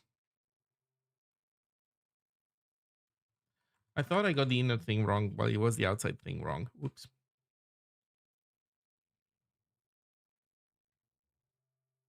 There we go. Has decal Ziggy options deserialize. There we go. Expected type found root options. Yes. Delightful. Okay, time to go fix this. Deserializer. Has decal.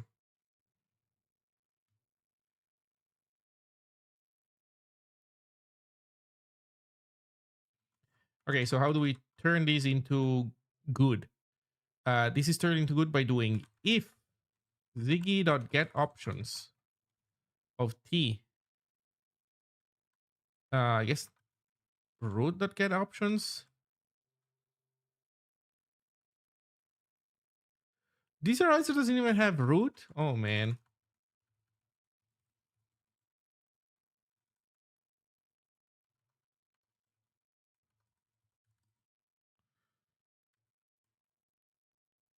This order of things is so weird. So the allocator goes up here. IO goes after the allocator. Tokenizer and token are okay. And then you see the schema. Root I am gonna put here. Okay. If root get options T.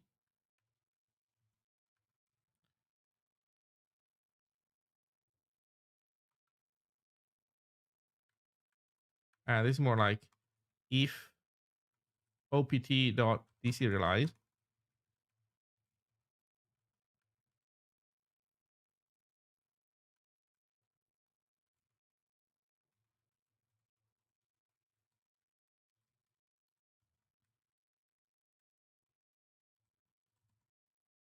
There you go. Oh man, so much better. So many fewer strings. Enough with the stringly typing. Let's do actual proper typing. Okay, what's in here? Same exact thing.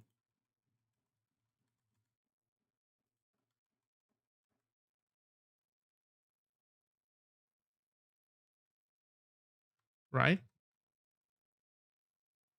Yeah.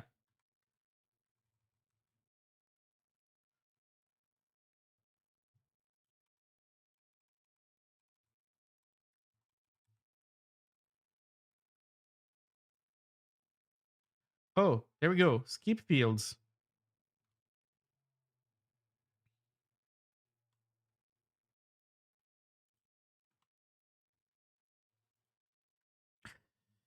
Skip fields. So here we're trying to grab from T. Why are we grabbing stuff from T in a giant loop? Why are we not doing this once on the outside?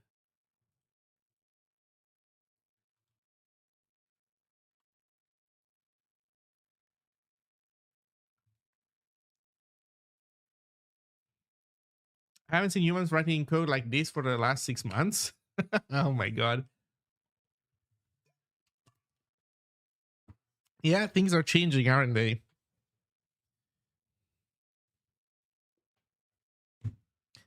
Things are without a doubt changing. So, seeing someone vibe code live isn't very entertaining. It's not. I actually have not done it. I mean, I can guess that is the case, but having not done it, I it's interesting to hear the opinion of somebody who has. Yeah, well, they prompt, then they wait, then they read the code, maybe.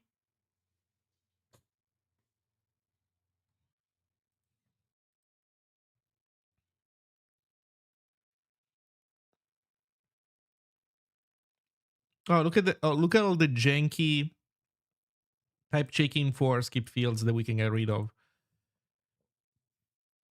Mm.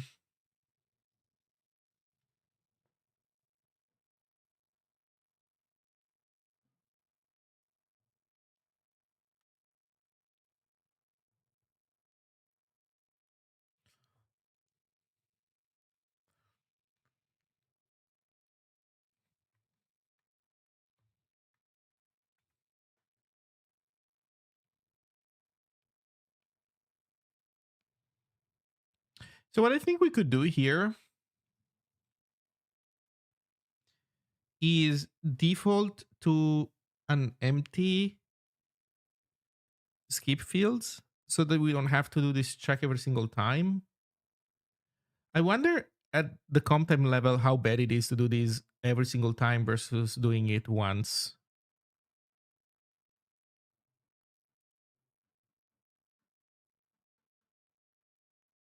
But you know what? At least we can do this.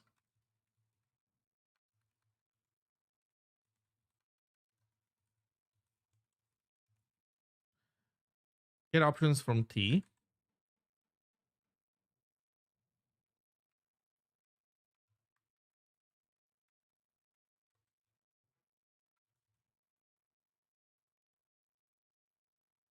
Nah, fuck it. No, I hate it.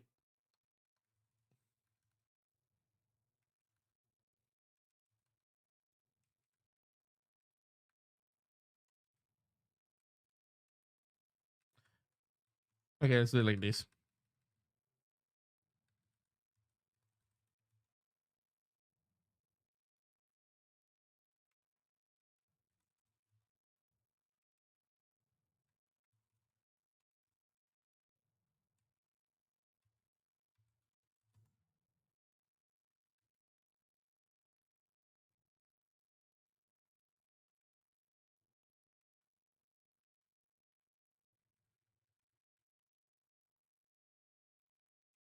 Okay, so then we're still testing these instead of unconditionally looking at the skip fields. I think we should unconditionally looking at the skip fields.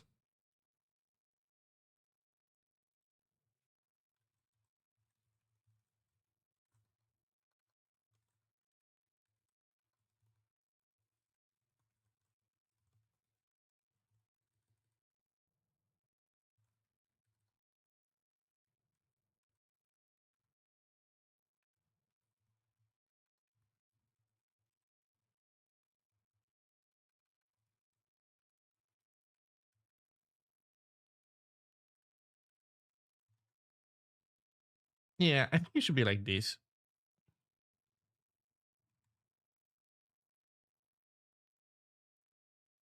Oh, but here we break BLK. Oh, that's this.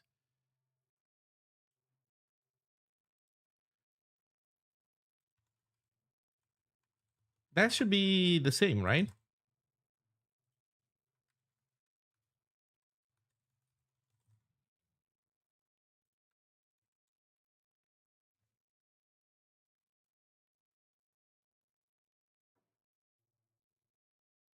Wait, what the fuck is deserialized field?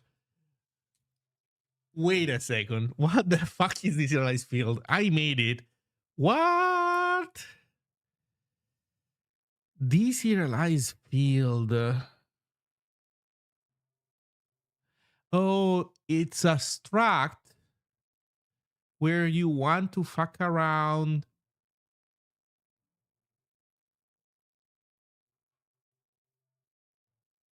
with the serializing specific fields. Oh no, this wrecks havoc. to this kind of wreaks havoc to our system at this moment. That means that instead of a list of field enums, I guess we would like a structure where the keys are the same as our fields, but then for each one the value is um whether you want to have normal behavior skipping or if you want to deserialize it yourself. Wild. Let's see, vibe coding isn't a very active process. If you think about it, streaming have to feel like you're sharing an activity. That is why streaming gaming is so popular. Yeah, I would say more than just sharing. You have to. You know what? This is an interesting point. If you had asked me what makes streaming compelling, I think there are two main answers. One is it's a parasocial activity. So if you're somebody who watches streams because uh it activates the like celebrity receptors of your brain, which happens a lot. That is why people know the names of the most popular streamers, and in some weird ways they care about what these people do or don't do. All the drama, like the aristocracy of Twitch streamers are all busy creating drama and social stories all the time. Like I say drama, which sounds very judgmental, which I do mean it a little bit. I do mean to be a little bit judgy about it, but not everyone, not everything that they do is manufactured controversy. Some do that sometimes, but there's a lot of just storytelling that is not particularly you know rage bait, rage farming essentially. So they just they play games, and there's this whole story of them playing a game, and they're playing it well, they're not playing it well, and whatever the heck happens in the meantime, in the middle of all of that. So there's one thing: you care about the people doing the streaming, and so you watch them for this reason. The second reason, which I left for second, but I personally think is the main good reason to want to watch a streaming, is essentially you watching people being creative and doing things in a way that maybe you yourself would be able to. So when you watch people playing, you watch, I don't know, Moon play shooters. Moon is weirdly good at playing shooters. He is way above average. So you can pick up on the creative decision making and creative execution that he has the ability to pull off because he's just weirdly good at video games. I think you can say the same with a lot of other streamers, right? There's also Shroud. Shroud is also another person who is really good at games. Boy, is he insufferable when he talks about anything that is not video games, but it's a different story. So, but he's good. I remember watching Shroud back when he was a Counter Strike pro, and yeah, that was awesome. So my point is, you watch people being good at their craft. If vibe coding is not interesting, if we base our analysis on what I just said, which by the way, I mean it. This is something that I believed to be true since way long before AI became a thing. So in this framework, if looking at people vibe coding is not interesting, it might just be because they are not showing you any kind of mastery of the craft in any way. By the way, I'm saying this half jokingly. Obviously, you can master anything. So I'm sure that a master prompter could be entertaining to see. But I don't think there are that many master prompters, because I think that to be a master prompter, you essentially need to be a manager, and it is tough to be somebody who finds interesting looking at somebody else being a good manager. And then I guess they would need to have a knowledge of the quirks of the model that is just impossible to build up in present time, because these models keep new models come out, so you have an incentive to move to the new model, and then they keep tweaking the model behind underneath you all the time. So, and then the model has what's it called, is it heat, um is it called heat? I know there's I forget the actual terminology, but there's also a randomness that gets injected in the model behavior, and and you can tune it. You can turn it up. You can turn it down. So I believe that the big models, when they are served to you, I don't think they keep the that value all the way down to zero. So how do you build mastery of a system that is fuzzy by nature, that you cannot inspect temperature? Okay, thank you. That you cannot inspect where where it is not only fuzzy in general because it's a neural network, but then on top of that, randomization is added on top of it. So, um, how the fuck do you become an expert at vibe coding? I don't even think it's possible. It's kind of like, and to be clear, that does not mean that there are no good, better, and worse people at it. That is still going to be the case. But the problem is that building mastery is very hard, borderline unfeasible. It's like, it's like being a YouTuber. There are for sure better and worse YouTubers. That is not a discussion. But does any YouTuber have a mastery of the algorithm? I would argue no. You can learn certain things. You can learn to put flabbergasted faces on your thumbnail. You can learn to put red arrows that point at thing, and then clickbaity titles. You can learn this stuff, and you can learn that this stuff works. But none of them is truly an expert of the algorithm. You could even argue that the algorithm is designed to be impossible to fully understand, because somebody who is a content creator that fully masters the algorithm would be somebody who would potentially be able to exploit quirks in the algorithm in order to gain an advantage that is not based on the outcomes that YouTube wants, which is, generally speaking, better engagement. So it's kind of by design. Now, you could even argue, and here we're entering tinfoil hat theory. So, but you could even argue that there is an incentive in guaranteed that you cannot really master LLMs, because as long as they well, okay, if you're an LLM company, you want people that use your LLM to get good outcomes from it. So you don't want them to be bad.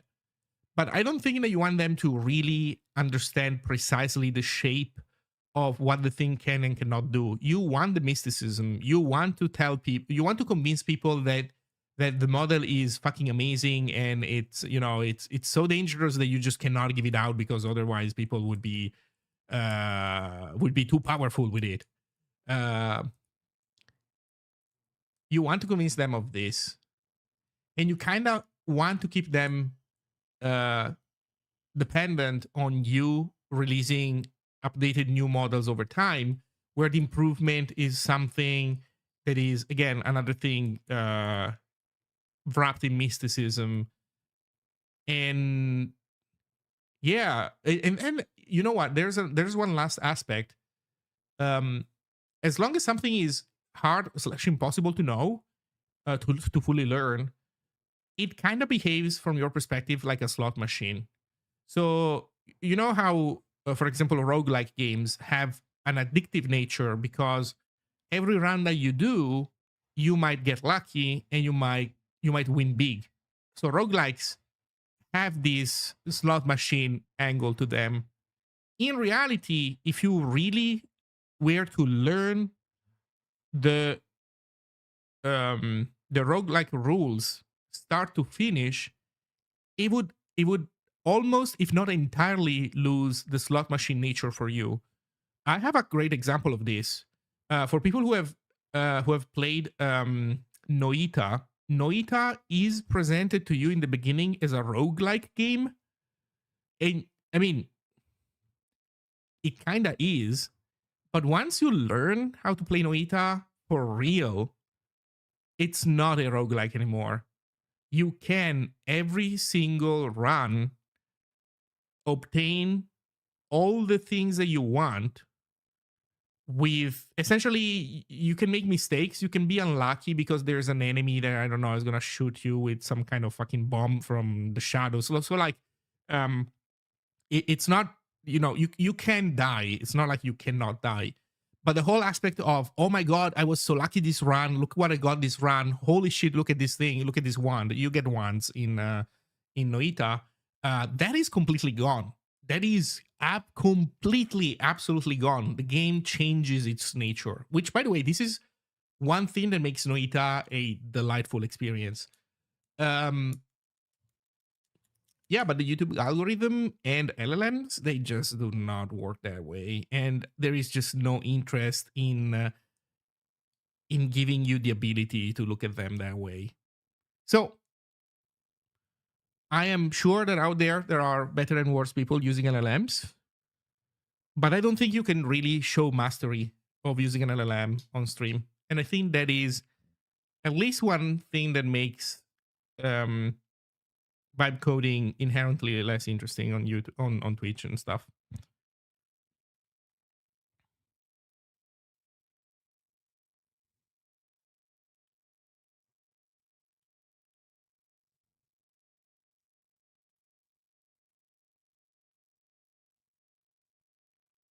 You sound like a Guillermo del Toro in Death Stranding. I don't remember what he was saying in Death Stranding. Like, are you saying that I sound like him because I'm making somehow the same arguments or like similar arguments than his character? I don't even remember who is he in Death Stranding. So it's like he's something man. Oh, same voice. I see.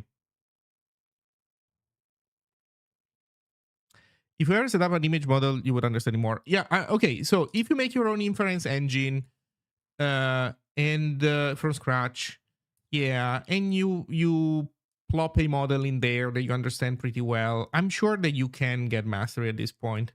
Yeah, you know what? Okay, that is a good point. Yes, that is a path that leads you to mastery. Sure, I can totally believe it. But that's not what people are doing on Twitch, right?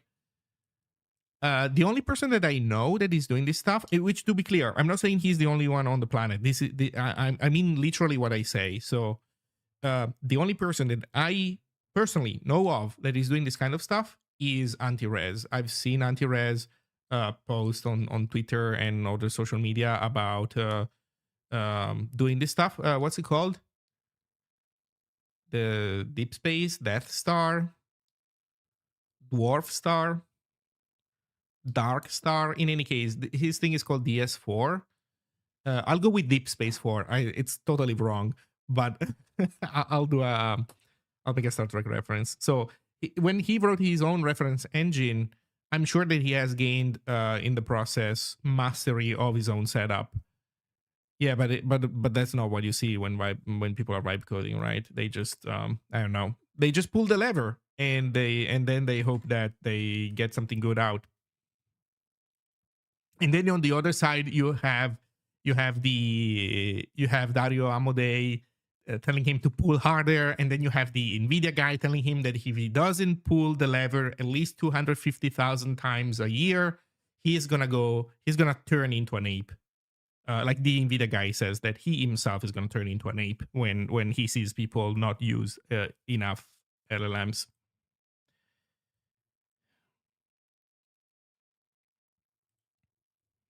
Okay, so we have this Scamo Day. Nice. Yeah, make GTA 7, no mistakes, read the docs. Or I guess they can go even deeper. I feel like that there are also some cases where you see people actually give out pretty complex prompts, but the prompt is not really going in depth. The prompt is just I don't know how to say it, but The problem is just not pointing at the important things. I don't know. Okay, what the fuck do we do with serialized field? God damn it. Me and my own stupid goddamn abstractions. So deserialized field.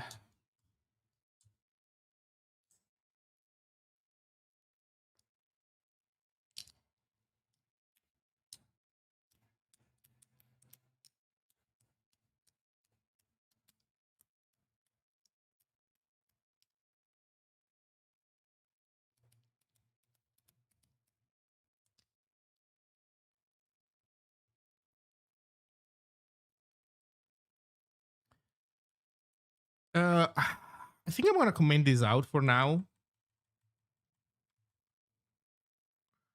I'm gonna comment this out, and then we'll look into it once we see a type that implements the serialized field. By the way, I didn't add this here for fun. I have the strong suspicion that I am using this feature somewhere. So we'll see when the time comes, I guess. Okay, let's go get rid of other stringly typed metaprogramming. Oh, some more deserialized field. I need to remember that this bad boy is in multiple locations. Okay, we're into test territory. Okay, so we should have updated all of this. I bet you that it's Zine that depends on that feature. Unused capture, F-type. Oh. 566, 720. Well, I guess this is the stuff that we just commented out. 566.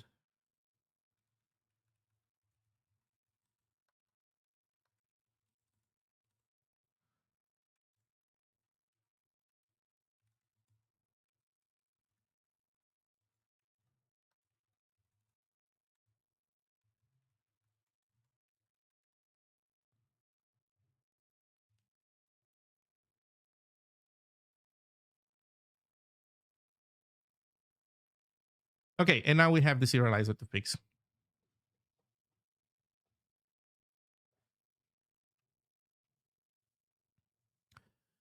Okay, give me a second. I'll take a very quick bathroom break, and then I'm gonna continue.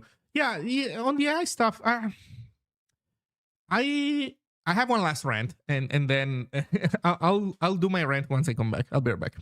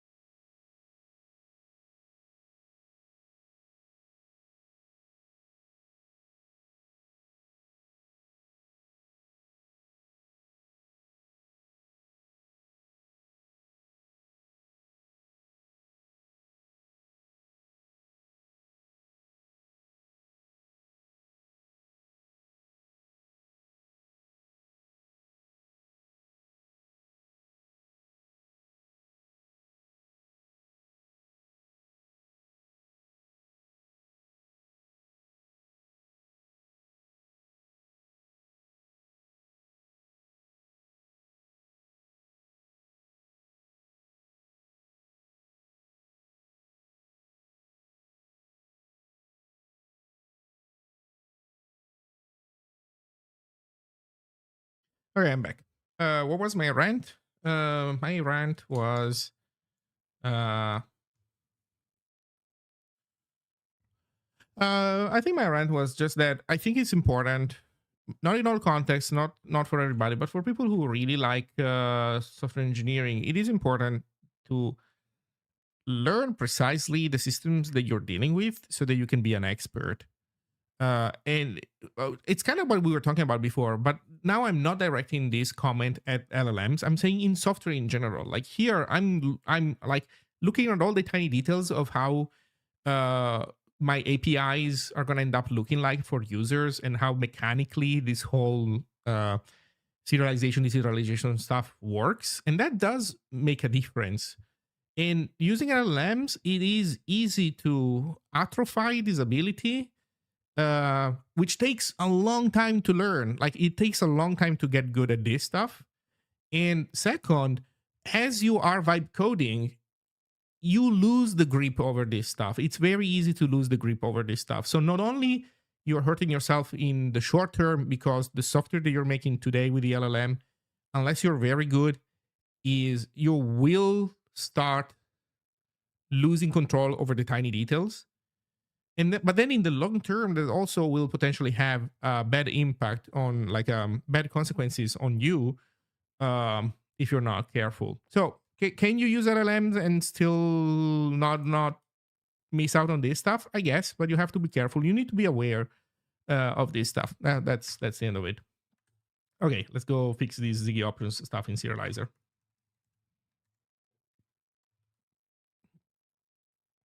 Let's look at all this stringly stuff. Well, it didn't take long to find the stringly stuff.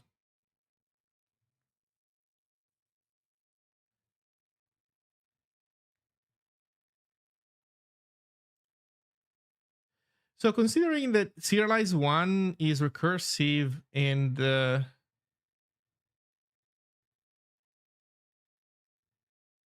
is fairly simple, what I would say is we can grab options out there and then do if options dot serialize.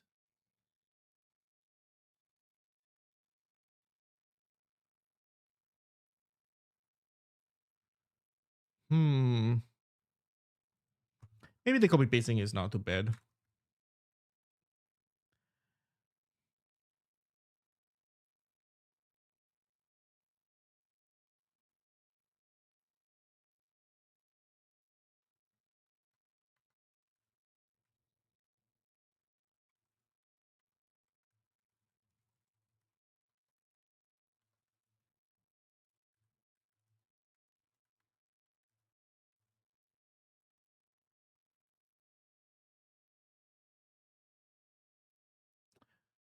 Also, we are falling through. We're not returning. Well, okay. Does it support Android/iOS build targets? Not too clear in the docs. I really like how Ghosty has a Zig core and then uses native GUI libs for the looks. Wonder if this can be done for mobile stuff. Yes, this can absolutely be done for mobile stuff, without a doubt. Yes, Zig does support Android and iOS.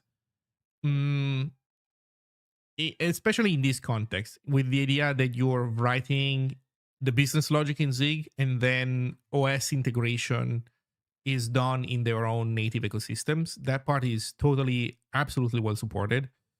If you're trying to do everything in pure Zig, then you will find a bajillion blockers in front of you. So I would say that is technically doable, but in practice, not a thing. So yeah, the ghosty approach totally works. Yeah, that's it. Like for Android, essentially, especially the point is, Android/iOS, you don't even care, because what you want to do is not interoperate with the operating system if you can avoid it. Actually, for iOS, you can through Objective C. For Android, I don't know how that stuff works. In any case, you can at the very least, for sure, very easily compile for the ARM architecture that runs on these devices, and then have your, let's call it native, like the Swift code, the Kotlin code, do IO, and other things at the very least. You can probably push it a little bit further than that. But in any case, yeah, it totally works. My recommendation would be to, if you want like something concrete, I have, I think, a project for this. Although it's old, so it's probably, it doesn't compile out of the box, I suspect.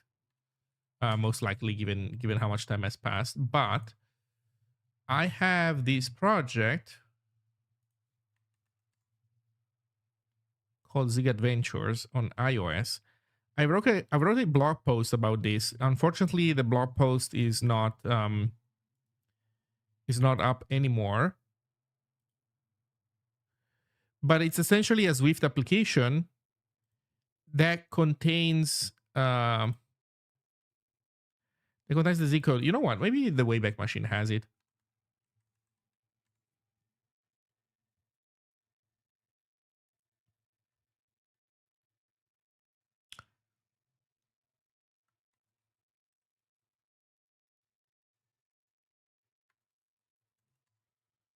Let's see if it finds anything like this.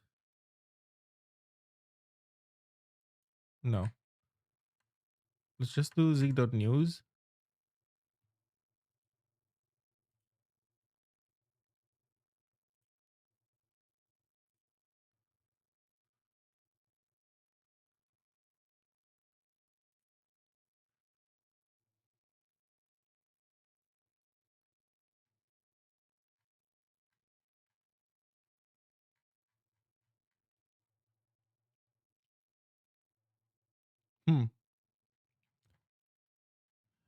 Problem is, how do we find my blog post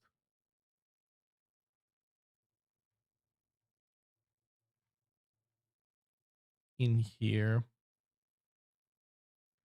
For example, if I click on this one, will we see it? Yes. Can we go to the user page? If we can go to the user page, then we can go to my page. Okay. So this is my page, I think. Yes.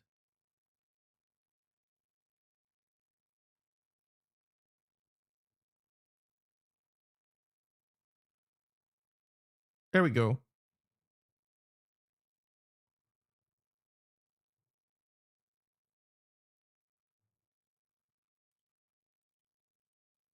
Oh, I guess I can click on the first one and then do this link work? They do. Perfect.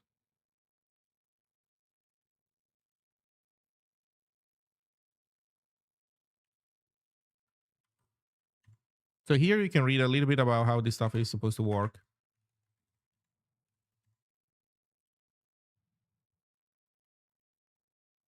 Unfortunately, I took down Zig.news a while ago. So that's why I had to go through the Wayback Machine. Get options.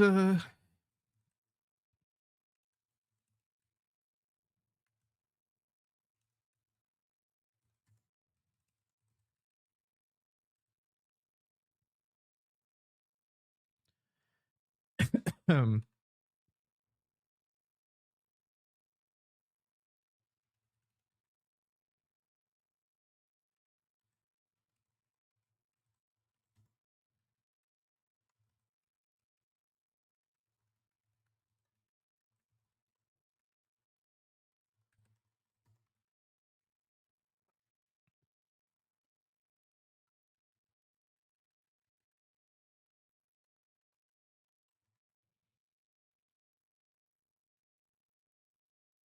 yeah, we're just falling through, man, like bozos in this implementation. Okay.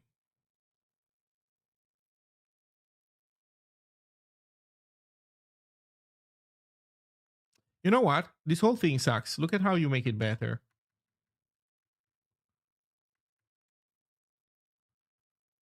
The only way of making it better is by duplicating this. That sucks though, because I was about to say or else, but with or else, it doesn't work. Yeah, I kind of wish I could do else. The problem is that this else binds to the inner if, and then the outer if remains without else. So you don't want that. This is essentially as good as it gets. The problem is that this introduces an early return, which we are not doing elsewhere by default. So we're kind of changing the rules a little bit. Also, this is doing try instead of returning. We could change the tries to return.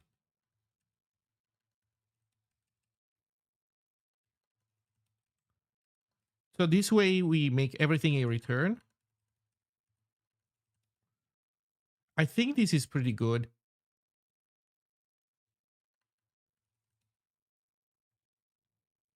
Now watch this fuck me over somehow. Return.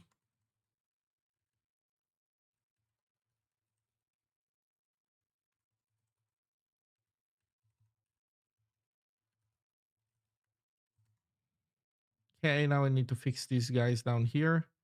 Oh, actually here, this is fine. Okay.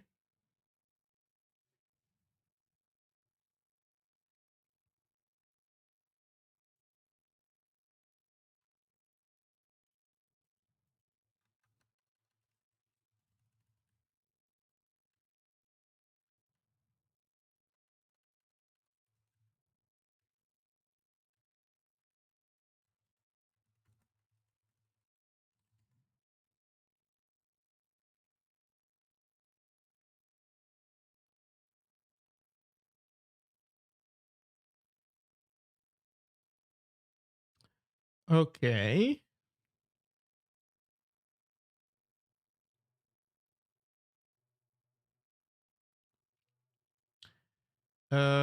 Let's fix these guys. It's literally the same thing multiple times.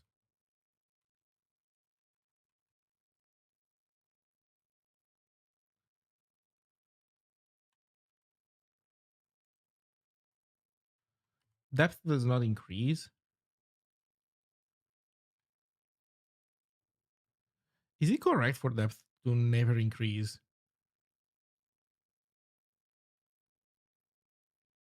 I don't think that is correct. I think somehow depth should increase. Or maybe it's these other serialized functions that increase it as they recurse. Okay, let's see what happens as we go down. In serialized struct. Okay, yeah, that makes sense. Okay, have we introduced other errors in the meantime?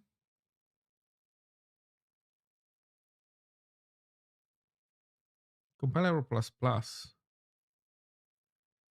Dynamic test map plus union stringify must be of type Ziggy options.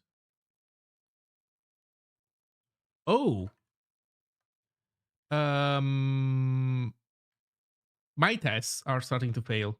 Okay, that is pretty good.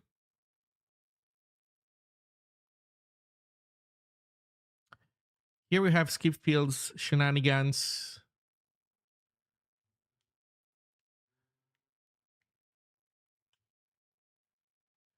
Has skip fields.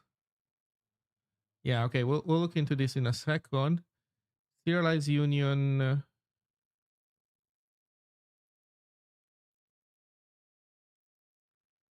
Okay, and then we have a bunch of tests. And in these tests, somewhere we have types. And some of these types are gonna suck, I guess.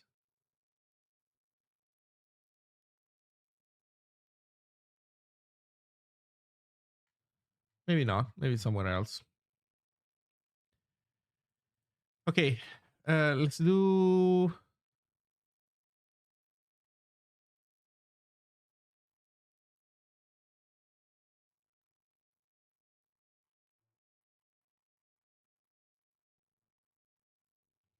There's an inline for we can with a continue outer.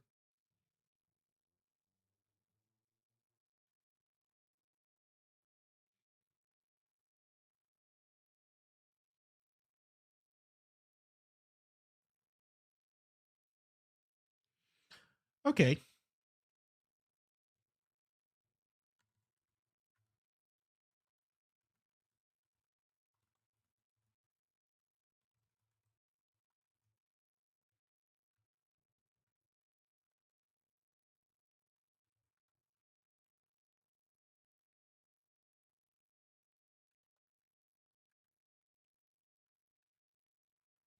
Actually, or else false, I guess.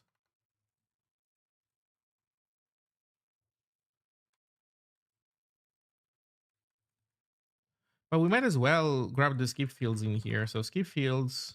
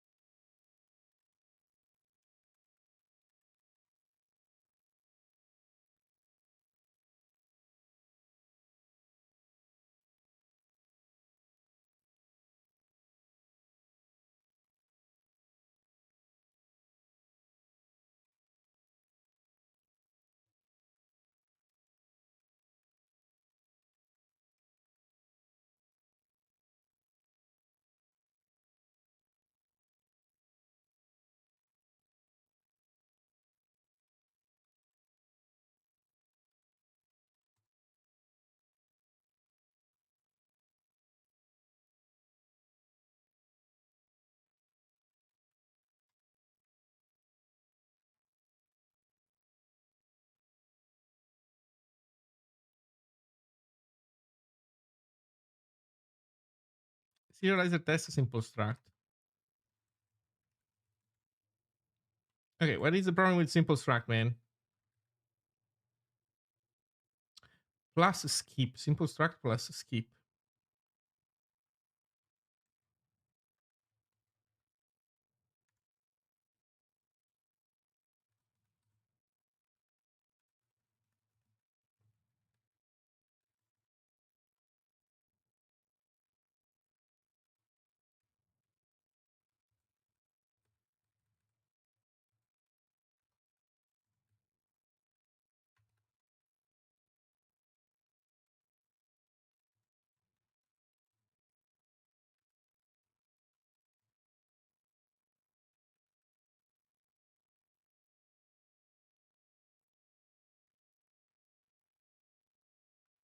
Dynamic test map.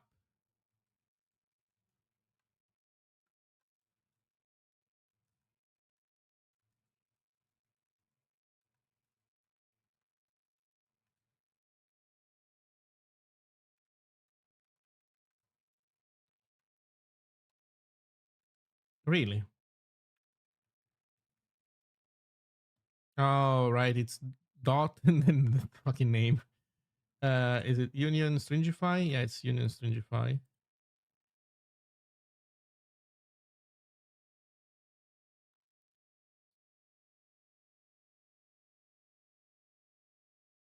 Okay.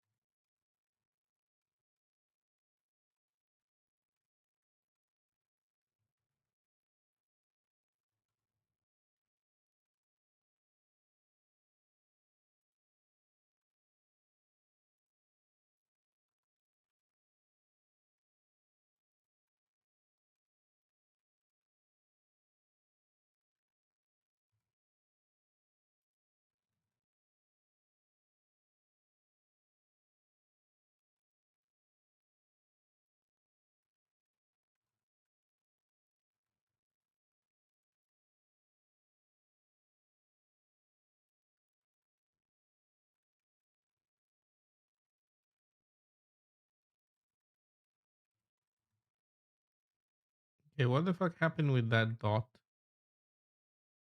Okay,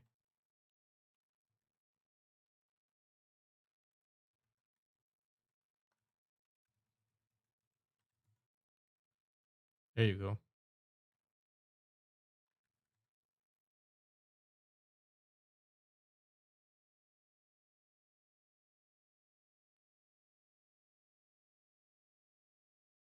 Okay, so we don't have taste failures anymore. We only have the. Oh, never mind. We don't have test build errors anymore. We have test runtime errors now. Unexpected token. Oh no.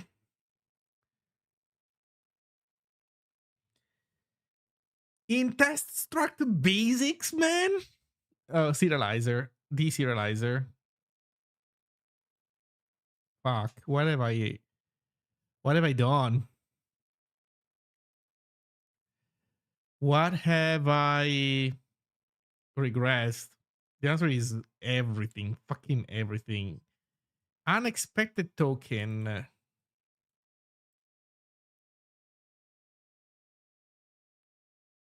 Struct basics.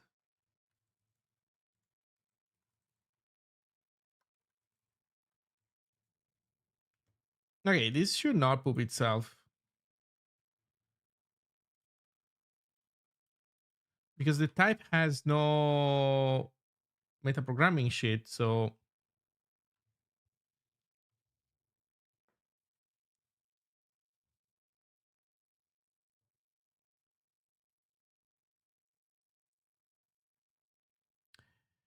I guess we should look at the parts where we modified the code.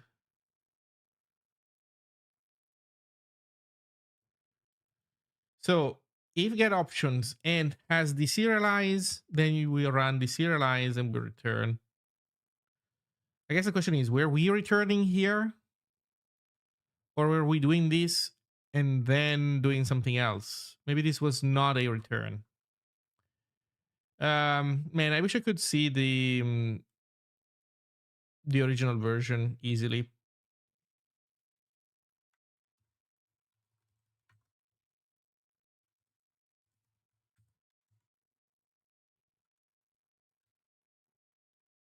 We were indeed returning. So in theory, this should have this should be semantically the same.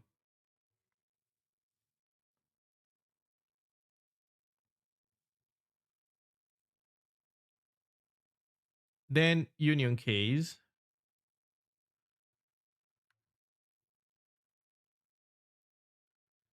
This should be semantically the same. Struct. Same story. This also was always T, and we are keep doing T, so it's not like we are grabbing the wrong type by mistake.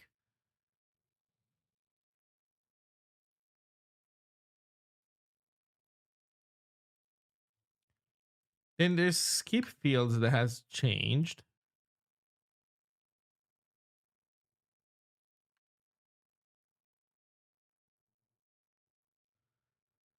And deserialize field has changed, but we're not using it. So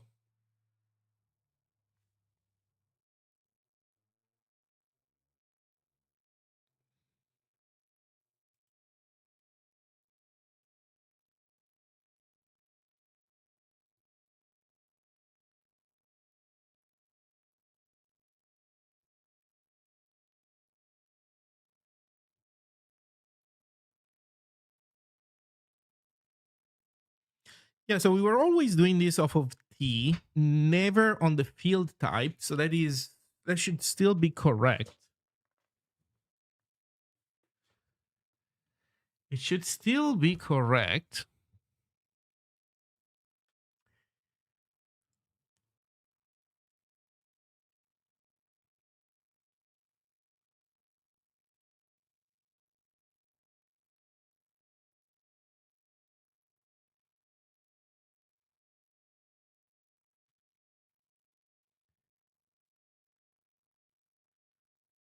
Oh shit.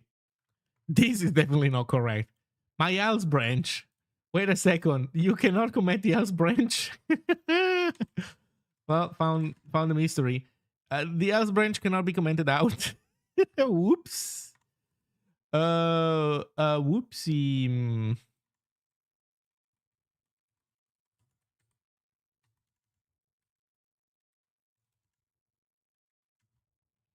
Commenting out the else branch, very bad idea.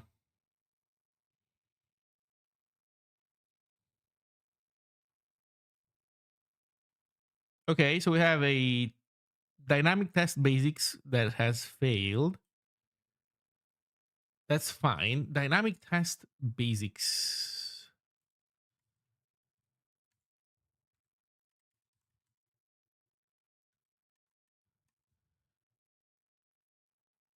Oh, don't tell me.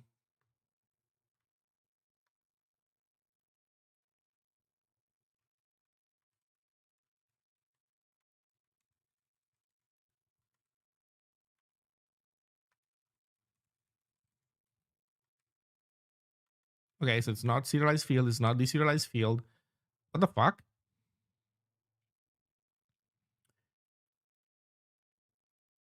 Oh no, but it might be that. It's just a different file.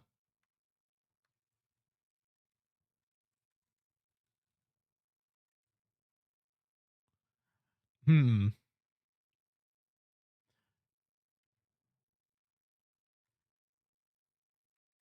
Okay, we're still in the deserializer. Are you saying that there are other instances of that thing that I have commented out? No. Okay, so there is something else going out of whack here, which still has something to do with the changes that we made. And the thing that we're looking at is here in basics dictionary. So we are trying to deserialize this struct into a dictionary, and that is not working as intended. But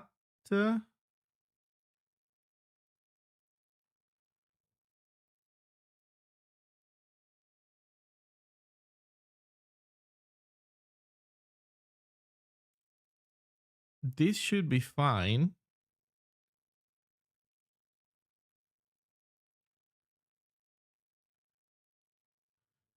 This should be fine. Okay, show the error once more. Yes. It's just an unexpected token. So it means that something went wrong in the deserialization process. It means that I messed up some code path.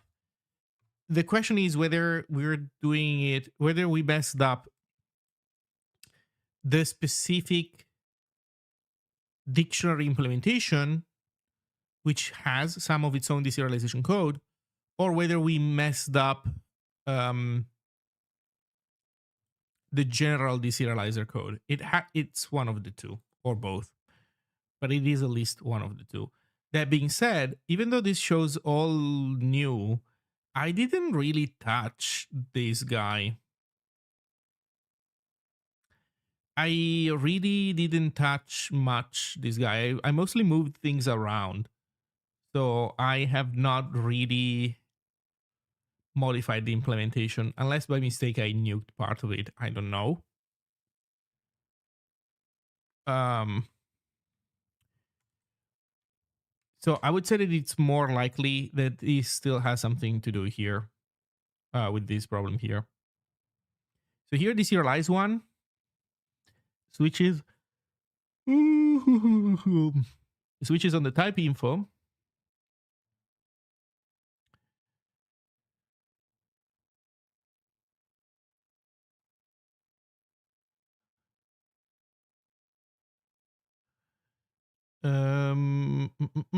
Union case, array vector. It's the struct case where it seems that things are going out of whack.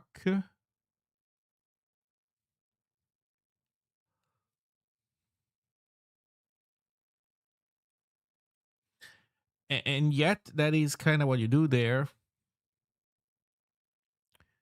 No skip fields. Is the false correct?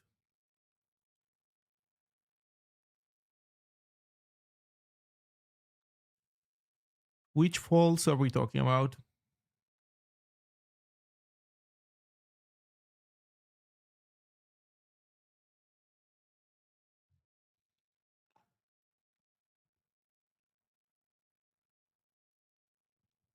The false pass to Des. Um, Good question.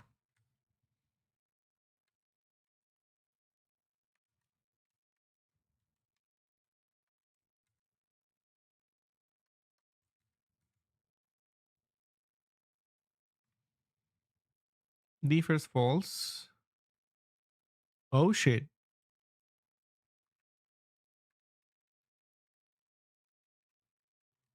Hey, you understand this code really well. It's almost as if you wrote some of it or most of it. Yeah, good catch.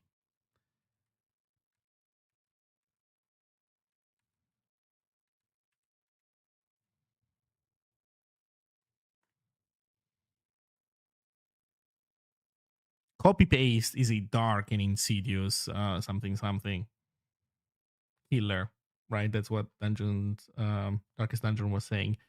Success. So our tests pass again, and we moved everything over to the new system. What can I say? I am delighted. I'm definitely delighted with how this looks like. So yeah, that is really nice. The next step is um, continue implementing the validation stuff.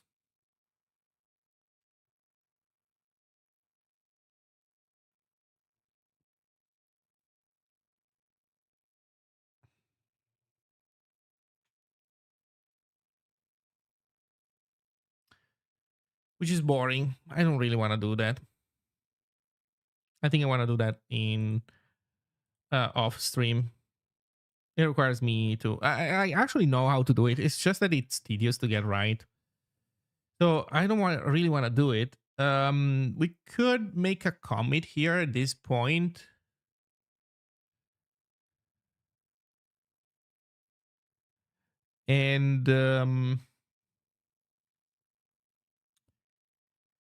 And work on the language server autocomplete stuff. That could be good. I think I need a pick me up. Make a comment and see how much Zin is broken. Oh well, dramatically so. A lot of things have completely changed from the way they were before. Also, as I said, here's what I suspect.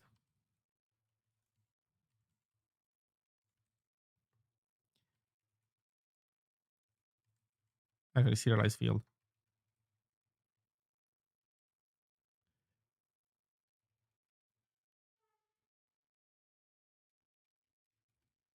There is no serialized or deserialized field mentioned in all of Zin. Yo. Yo. There is no deserialized field anywhere. Yo. That means that we can nuke that thing completely. We can nuke support for it. Or we could reintroduce it in the future as but it will have to have a different shape. Like it needs to play nice with the type checking.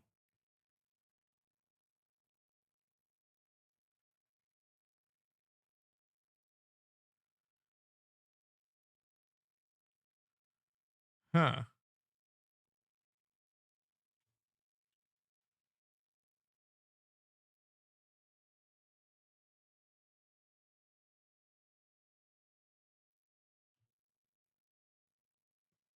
Yeah, okay. Let me go get a can of Coke and then we can continue. I need the caffeine.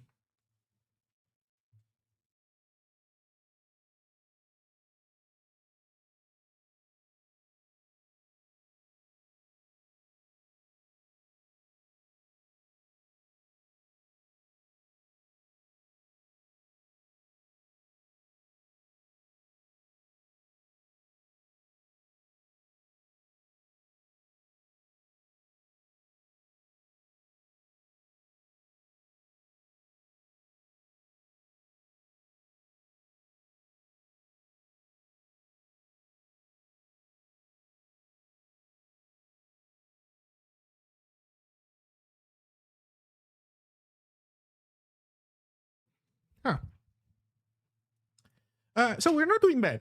I'm loving these new changes. This whole work that I'm doing with Ziggy has really given me the opportunity to get it to the next level. There are some things.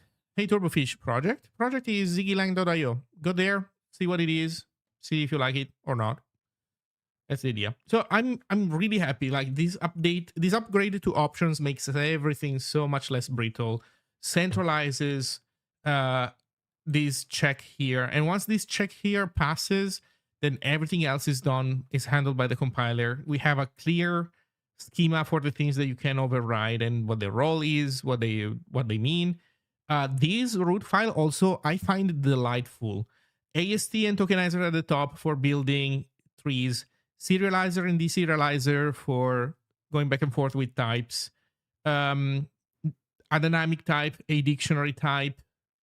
I think it would be nice also to have an array list type. You know what? Maybe that's what we can work on now. So the idea is a dictionary it's a string array hash map that can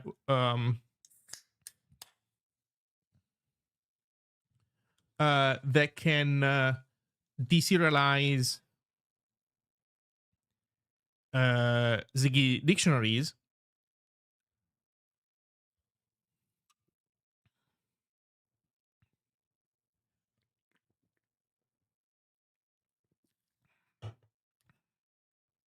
And we could maybe make an array type. Array list type, which is a Zig array list.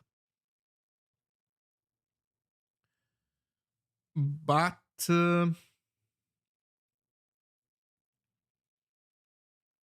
it's an array list, but it knows how to serialize and deserialize itself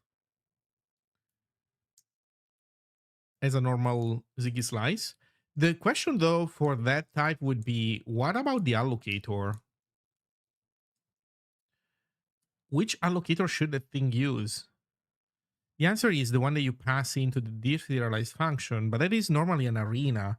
So that would mean that that array would put its data into the arena, and you would have to keep using the arena, the provided arena, to keep using it.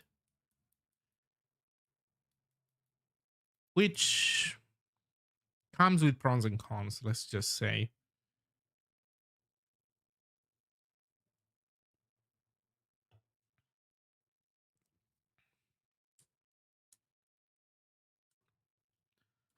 Hmm.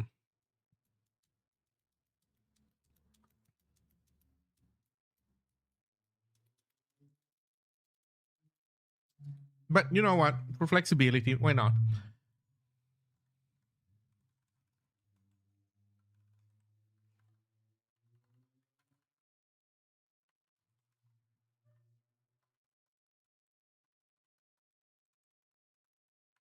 Dynamic array? There is this discussion that but okay, so this is like Zig news. About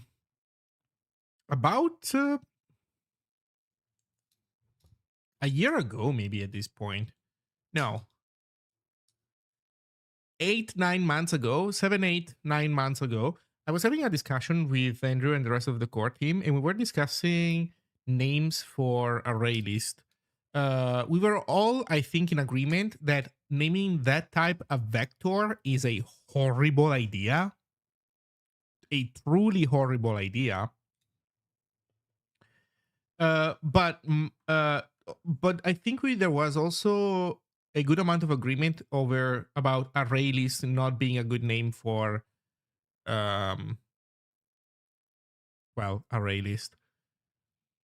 The reasoning being, or at least this is my reasoning. Others did not share this sentiment, but in my personal case, when I first heard array list, I thought that array list was a segmented list. So segmented list is a type that works like this. It's an array for a bit, and then instead of reallocating everything, it adds another chunk afterwards, and then it keeps doing this. So, well, that would be 7, 8. So it keeps doing this. This is a segmented list. Do we still have it? I think we don't anymore, do we?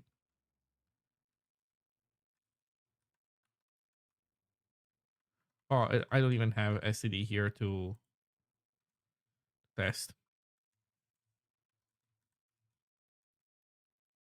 Yeah, segmented list is goner. So I thought that that was an array list. So my personal favorite name was dynamic array.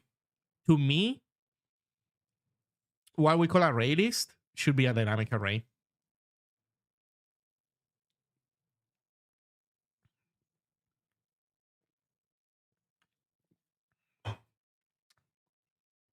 So maybe this should be renamed to dynamic value. I don't know.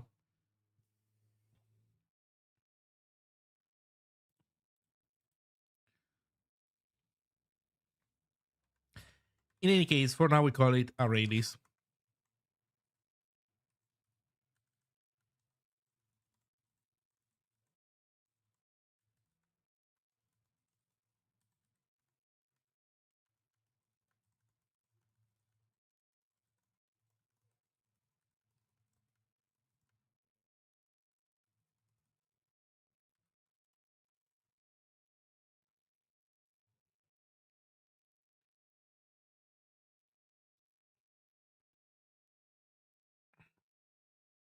Is it really string array hash map? Yes. Okay.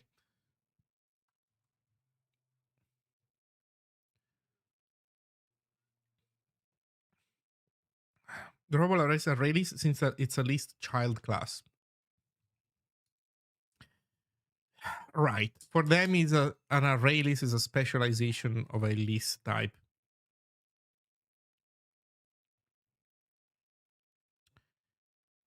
I think that is a horrible idea. I would like, man, it feels weird to be so strongly opinionated about a choice that ultimately, I don't know. Yeah, it's an interface. Yeah, whatever. Um, like I feel weirdly strongly opinionated about a choice that is ultimately not even that fundamental to the language. But I fucking hate conflating arrays with lists. I really fucking hate it. In C sharp is even worse because through LINQ, I think they call it link. I will keep calling it LINQ until the day I die. Because I don't care about the branded name, the branded pronunciation. But that thing is essentially map filter reduce on top of anything that has an interface that vaguely resembles a list. So they use, and not only that, it's map filter reduce that supports SQL style syntax. So you can write SQL queries like C sharp. The language C sharp is spec'd so that a subset of it is this weirdo fucked up SQL.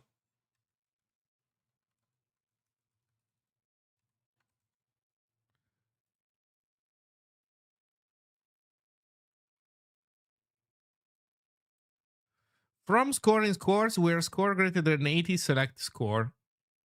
Imagine having this stuff in your language so that you can have your own fan fiction of SQL. This is only one syntax. It supports two different types of syntaxes. The other one is like more normal. You would do score dot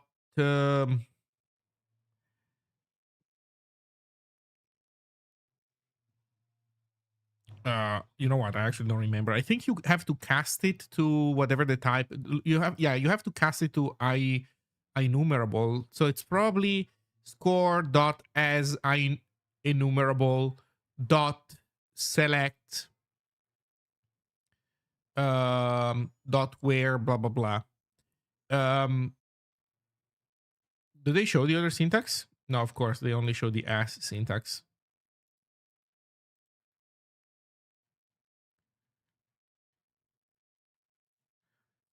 Okay, so this is the ask syntax. Okay, this is the normal syntax. So some collection dot where dot select. Yeah. But here's the problem. You run this shit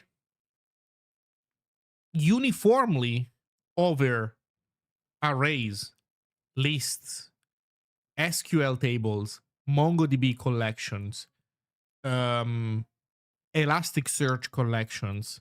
I'm sure there's some fucking graph database out there. You know, a graph database where the shape of the data has nothing to do with this kind of stuff. And that database does offer a link queue interface. And the problem is that you write this shit, but the performance properties of what you're doing, like whether you're filtering on an index, whether you're filtering, you know, either an SQL index or because the underlying data type is a hash map, or whether you're looping over, or whether you're doing, you know, what's it called, binary search over a sorted list, or whether you're doing a linear scan because there is no sorting, or there is sorting but then you don't know about it, or whether you're like going over the network as you do this, you just have no way of knowing because you have to look at the implementation of IEnumerable of whatever curse thing you're calling it on.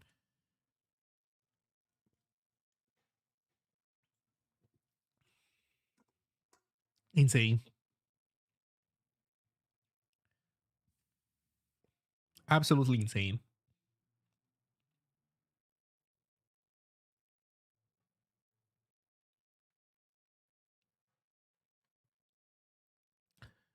Boy, am I happy to never have to look at that shit ever again in my life.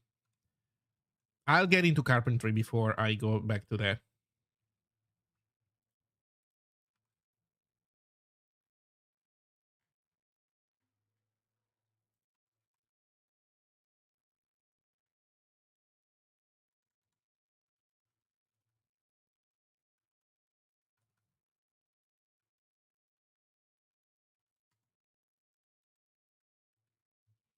Okay, so how do we do this with an array list?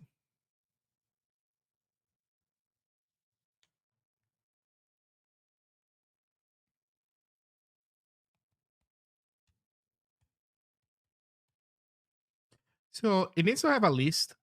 Uh, it needs to be generic.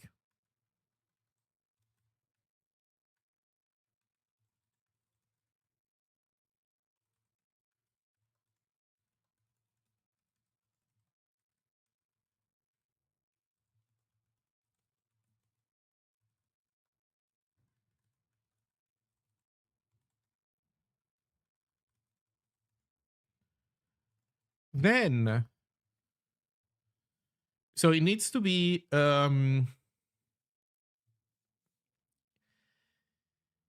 generic.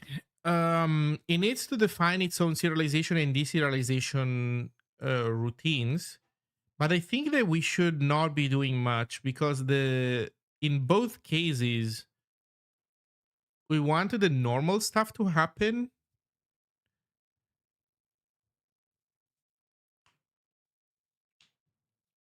And in the case of deserialization, once the normal stuff happens, which means essentially um, deserializing a slice of teas, then we just want to assign it to list, like we do init from banana, essentially.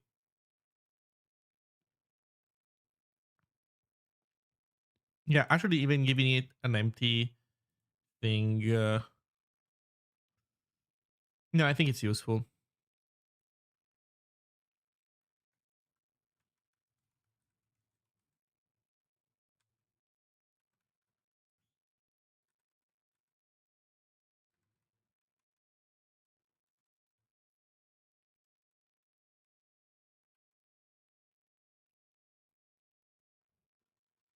Or maybe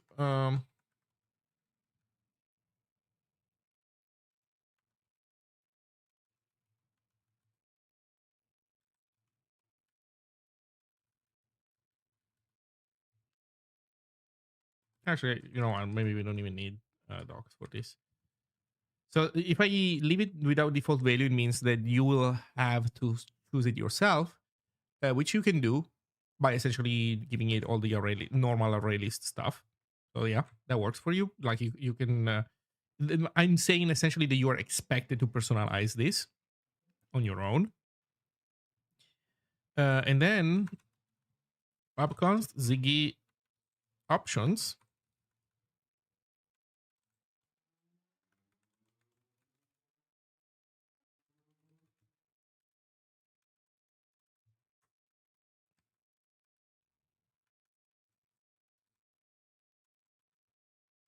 Really, this does not select. What's that? What the fuck?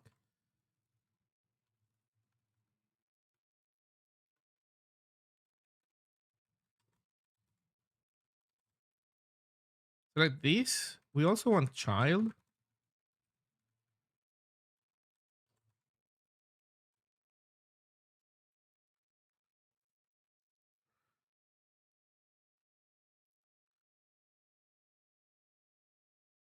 What does a real array list expose?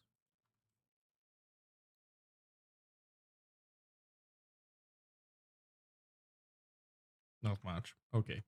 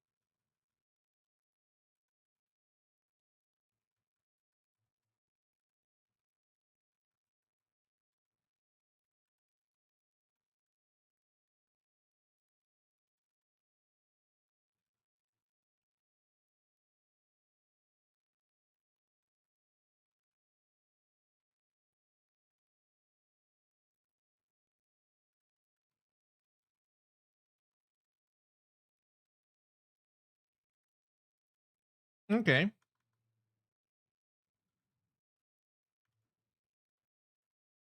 Maybe we can do that also here.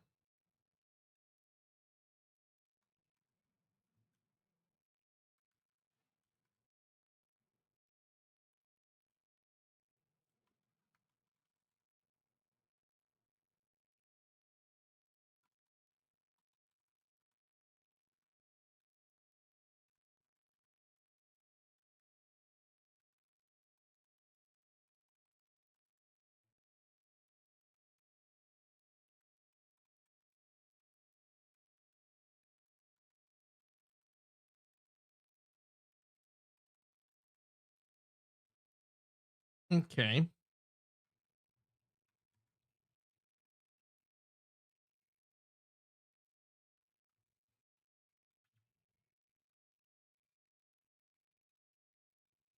So for serialize, we want essentially to immediately do serialize one. And we want to pass in value.list.items.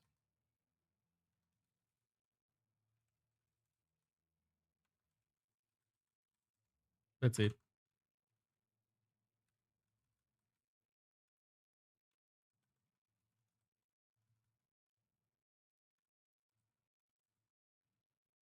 That's literally it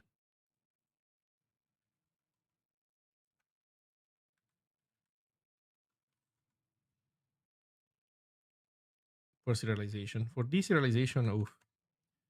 Okay, for deserialization, we want const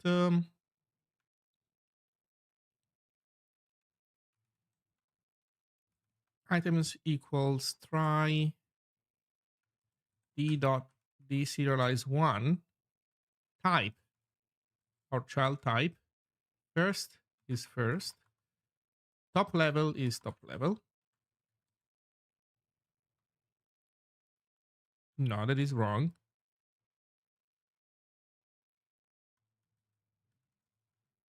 is a slice of child. Is it const? Not be const. Should be mutable. And then we do. Ah, this is not void.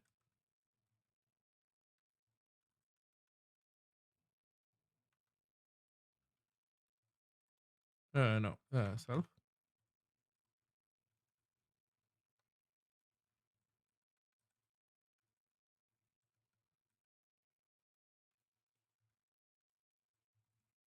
Init from own slice.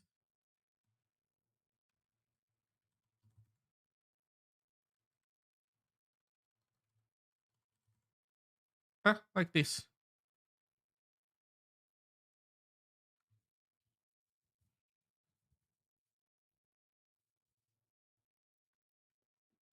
Yeah, array is kind of easy to implement.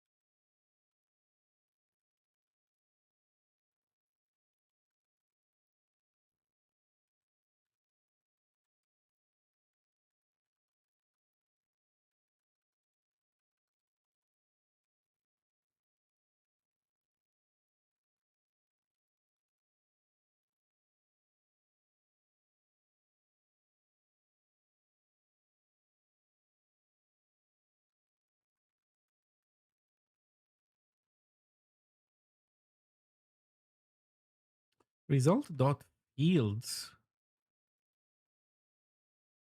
Wait, doesn't this serialize leaky? Oh no, this serialize leaky. The one that doesn't return anything. Okay, it doesn't wrap anything.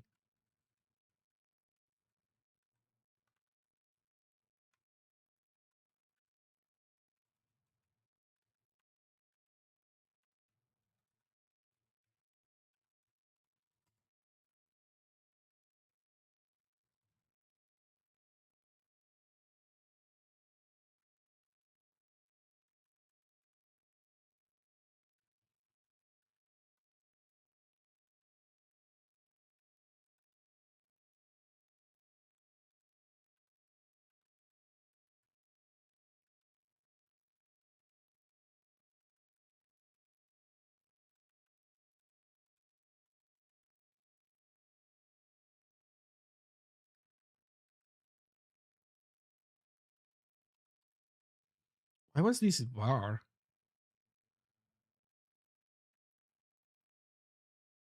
I don't know.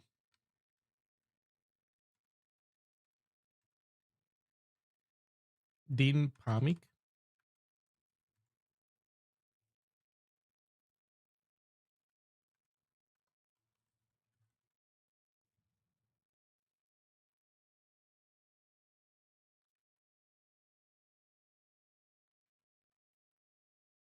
Ziggy options is wrong in our array. I bet you.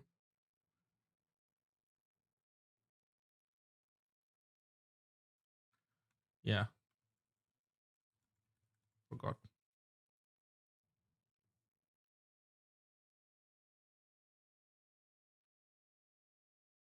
Expected optional type found bool. Oh shit. Yeah.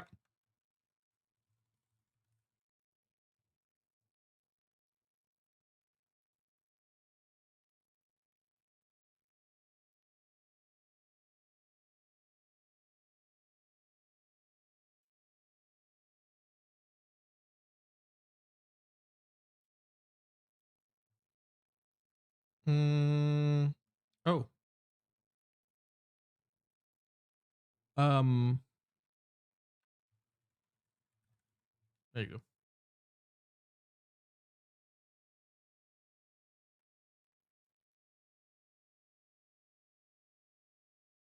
Hello, hello.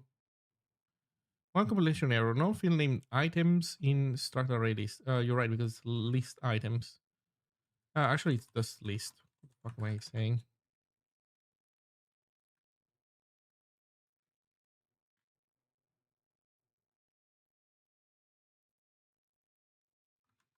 There's no init from own slice.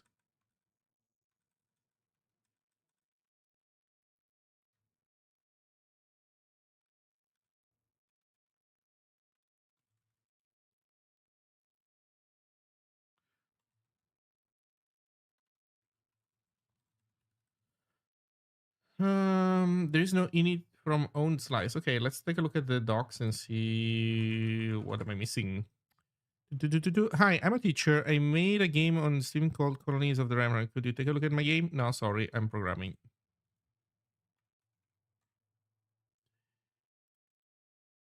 Do, do, do, do, do.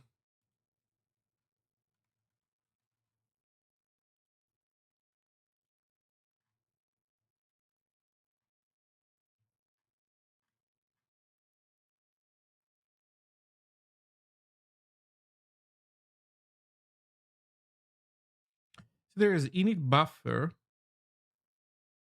Oh, there we go. From own slice without init in front of it.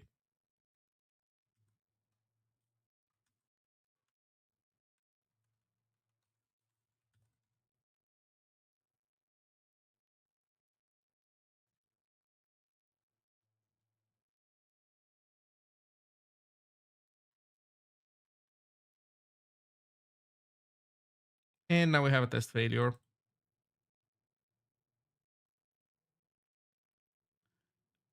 Unexpected value? When deserializing?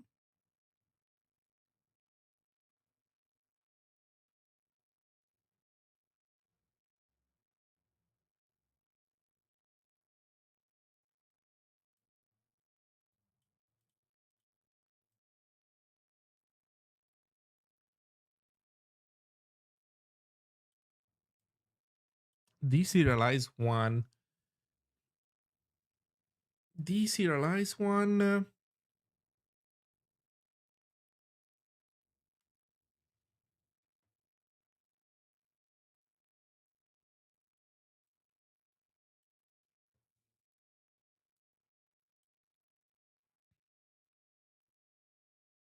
This returns unexpected value.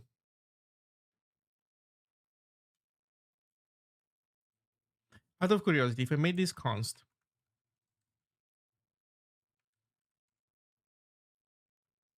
would you feel better?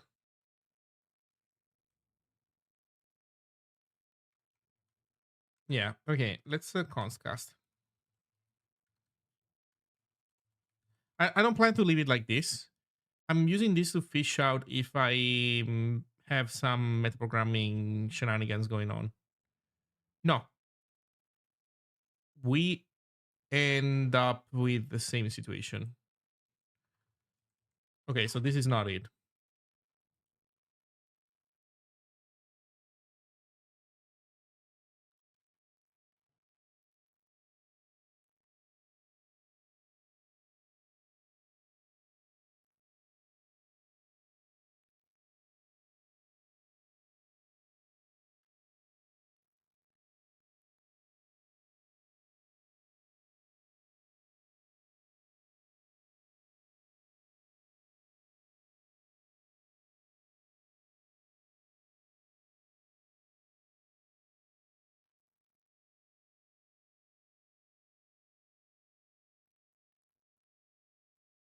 I think it's this.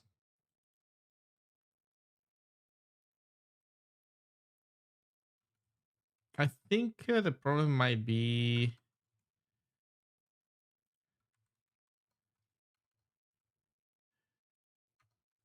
What if I do this?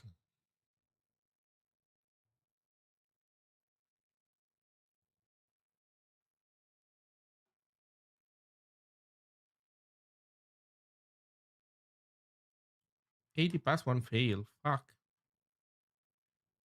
Where's the test failure?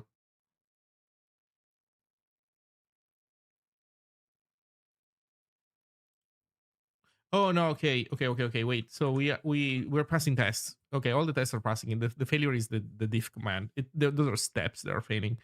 Um, yeah. So the problem is that an array of numbers doesn't correctly deserialize into a U8. It's a fucky. There's funky use case. So it's fine if we haven't. Yeah. Else unexpected value.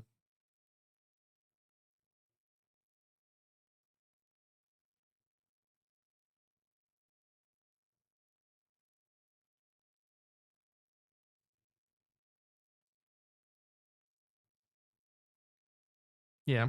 And actually, there could be some optimization. This is very unoptimized. The fact that we make an array list, we deserialize into the array list, and then we return.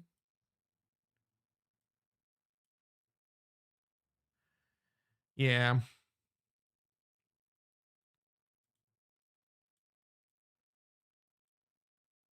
If we were to re-implement all of this logic inside of the array list itself, we could maybe save some pain. But um,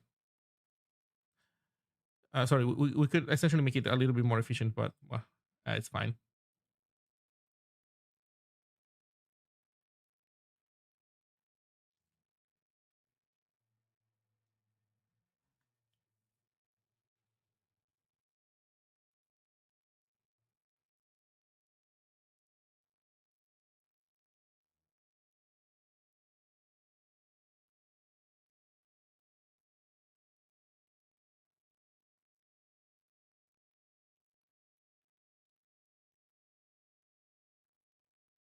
It's fine. Okay. So we have implemented array.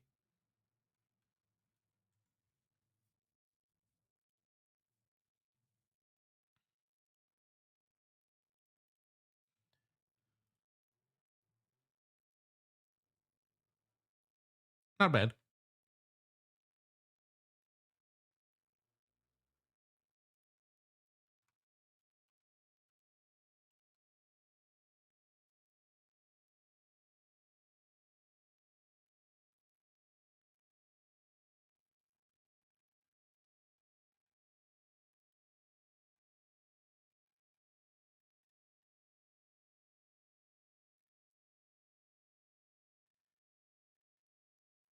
Okay, so this is delightful. Hey, Shoboom, Shubam. Yeah, don't worry. We're making good progress. So I have overhauled how the metaprogramming works when it comes to types that specify how they want to be serialized and deserialized. I added a new special type that comes bundled with Ziggy so that, you can use it for more convenient access to common operations. So, for example, dictionary is a convenience wrapper around the Zig standard library hash map. And now I made the same for array list.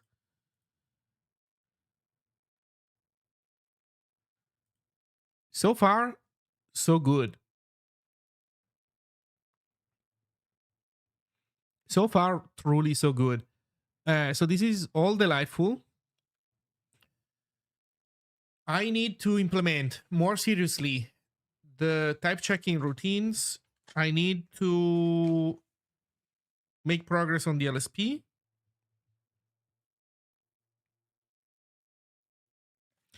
Frankly, once those two things are done, I think we will be in a good position for a release.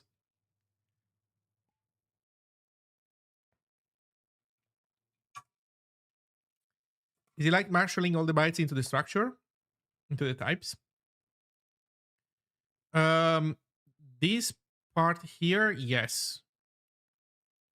So there are two ways of approaching this. One is you use a normal parser and you make an abstract syntax tree from your original document. You make an AST.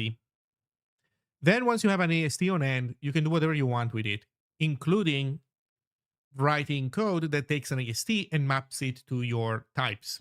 But even though you can do it, that is not the most efficient way of turning a document into a type, into a Zig, into a Zig value. Uh, for that, there is deserializer. Deserializer takes tokens without an AST and puts these tokens into your types directly. So it immediately goes from bytes to your type without going through an AST. Much more efficient. There are some compromises there, though. Well, first of all, this also gives you the opportunity to override the deserialization/serialization behavior, which can be cool.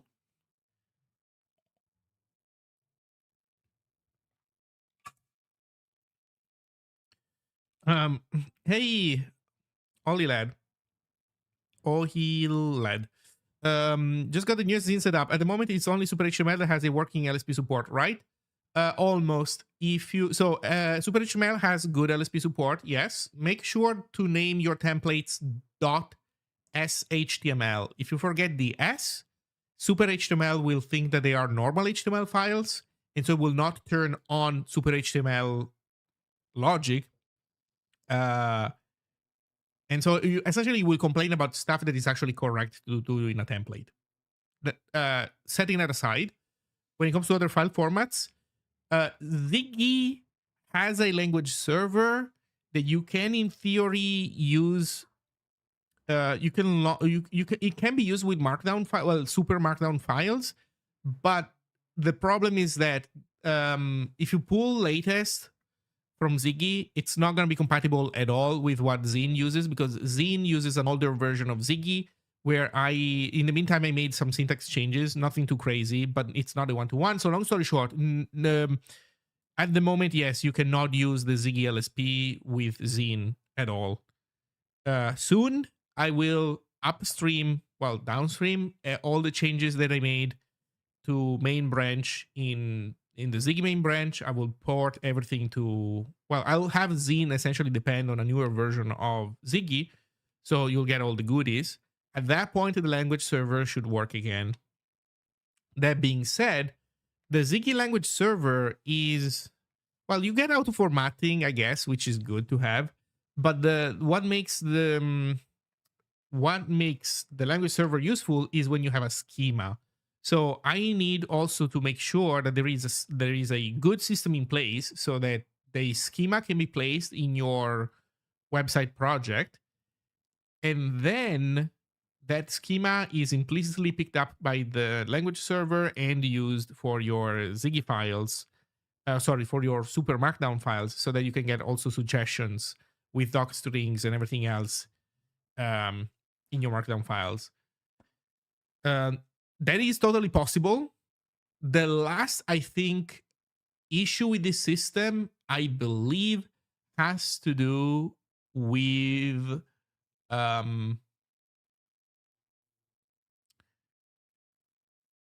I believe that there might be some limitations when it comes to VS Code specifically, because I run the language server as a VS Code blob, as a WebAssembly blob in VS Code, and I think that causes, there are some restrictions where basically we cannot look at files that we would need to be able to look at. But that might be something that we can do something about. When is fuzz testing going to be available on Windows? That is a good question. I don't know precisely, because I don't know what exactly is broken on Windows. I can tell you in any case that fuzz testing, as in the built-in fuzz testing in Zig, is currently not yet fully functional on other platforms either. So it's still a bit of a work in progress thing. So it's not like Windows is being left behind compared to the rest. Oh, you use Emacs? Okay, so if you use Emacs, then you should be good. In any case, yeah, so it's coming. Be patient. I think in the future, you will not want to launch the Ziggy language server on Super Markdown files, because you will want to have a language server for all of Super Markdown. that is not ready yet. I haven't even started work on that, so that will take a while before it comes. But in the meantime, so it's kind of a temporary thing. I made it so that the Ziggy language server can also be used with markdown files, and essentially what the Ziggy thing does is it only concerns itself with the front matter, and then it leaves everything else untouched, even when auto formatting. But yeah.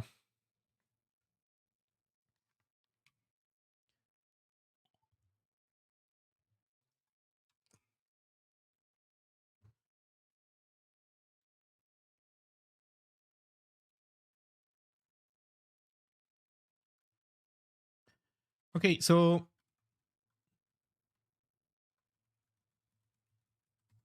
because we don't really seem to depend on its feature, I'm nuking it completely.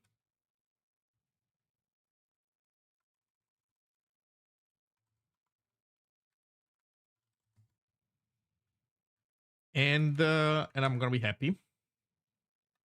Yeah. Also, I don't know how you're dealing with syntax highlighting on your end.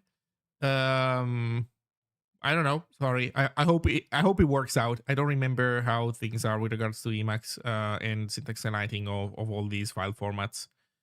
I have three-seater grammars.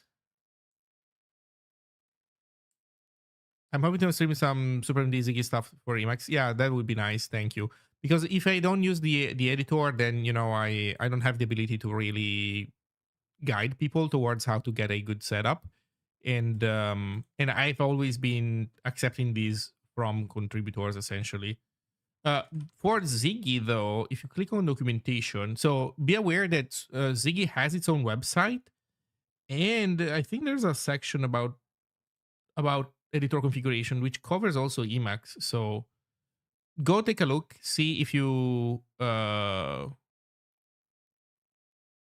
like it or not.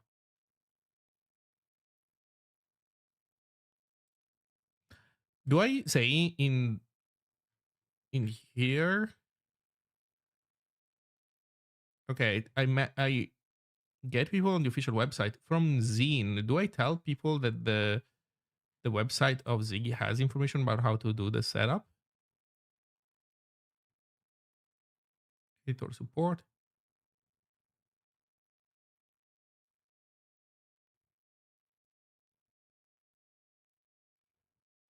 Oh, here I don't tell you that there is information in the Ziggy website. Oh.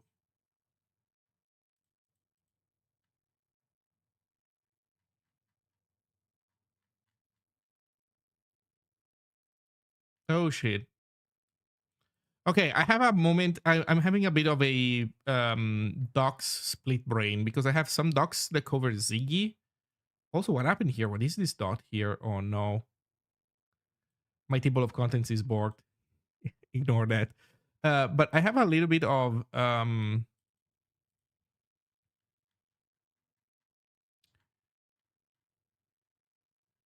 docs here and a little bit of docs there. Sorry. um, yeah. In any case, Super HTML should be. It's the one thing that probably you need the most, that you can get the most utility out of, and that one is it's good to go. So just make sure that you have that at least. Uh, okay, so I'm thinking that this might be a good time to commit for real and then switch to the language server.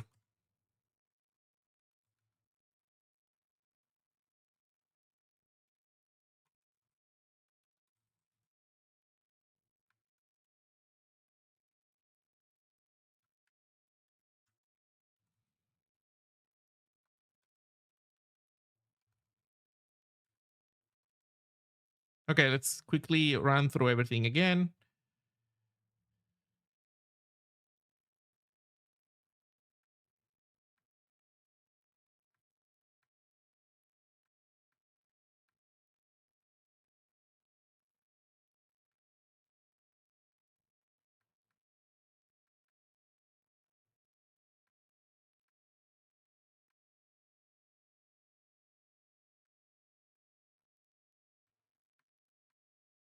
Yeah, this all makes sense to me. Okay, GC. overhaul meta programming interface, introduce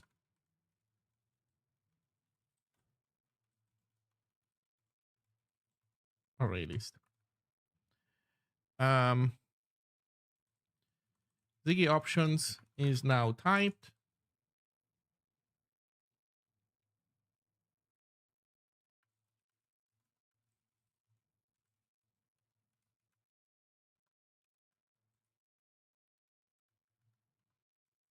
See the dot comment for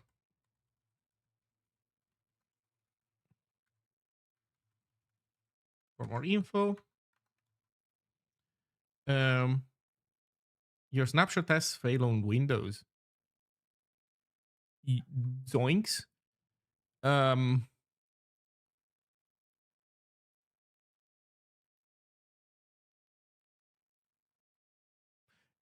Do you by any chance have the thing that adds carriage returns when you check out files?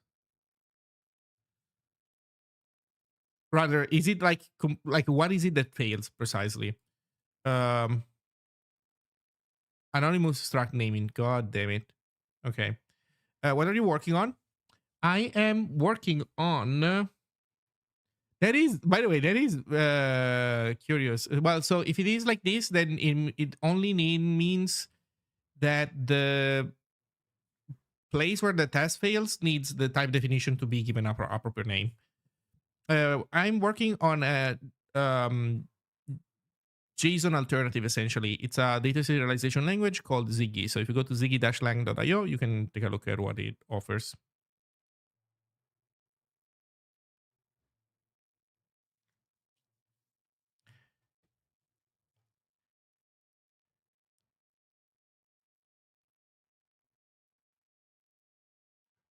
Wait. What? Can you tell me which file this is? So you're making a language? Yes. It's not a programming language. It's a data serialization language. So it's something simpler. But it's essentially me trying to fix all the pet peeves that I have with JSON. Stuff like trailing commas, lack of comments, inexpressive data types. Type checker types. Okay.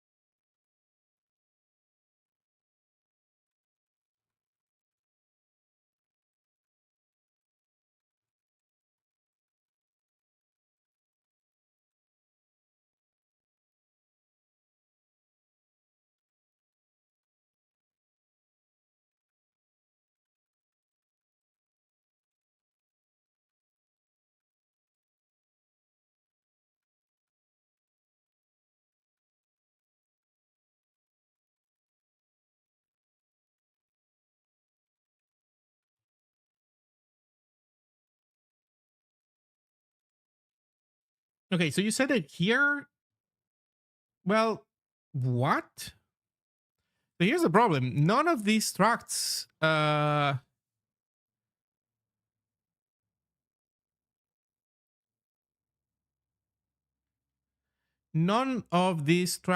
should have a line-based name. I don't know what's going on. I think this is the Z compiler. It should not be us. They all have different names.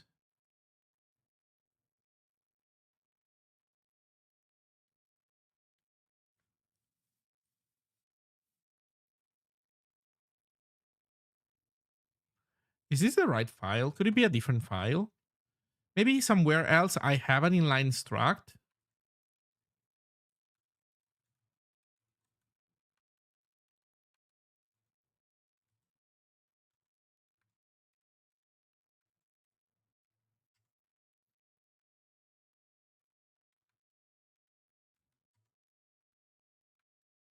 Nope, none of them. I don't know.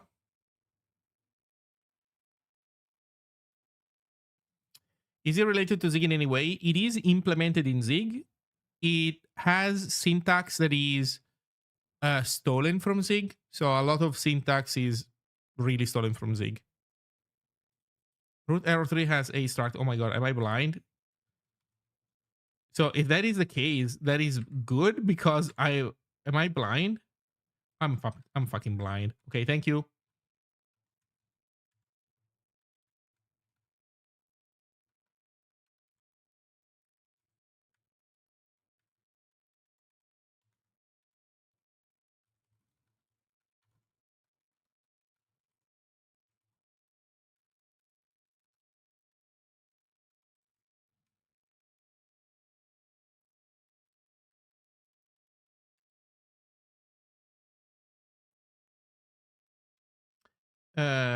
Okay. So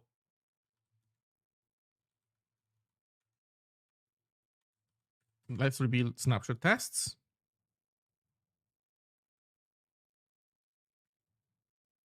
Compilation error.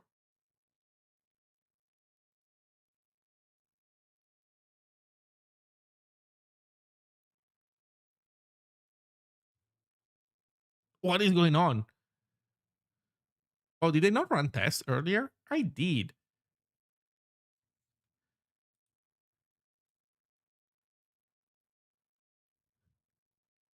Expected type const u16 found const u8. Ooh. Oh, you know what? I changed it and then I didn't run it again or something in the serializer. No, it's in dynamic.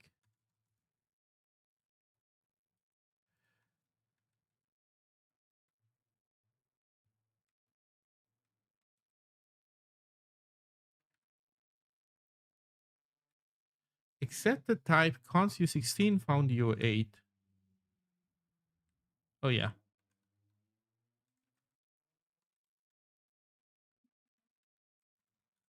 Is that Baz? Now I'm curious.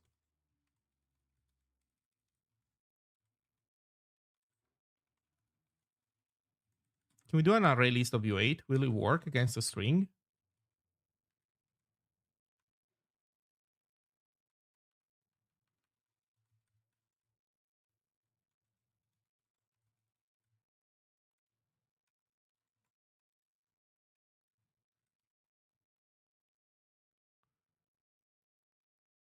Would Ziggy be a good fit for designing contracts and passing data around between CABI and Swift Kotlin stuff, i.e., instead of manually doing interfaces for every language, infer them from Ziggy schema or something?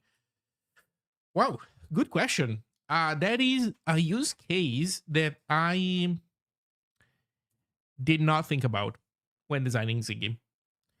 I suspect that if you're trying to define interfaces, then you might want to have a concept of like, what functions you can call on things.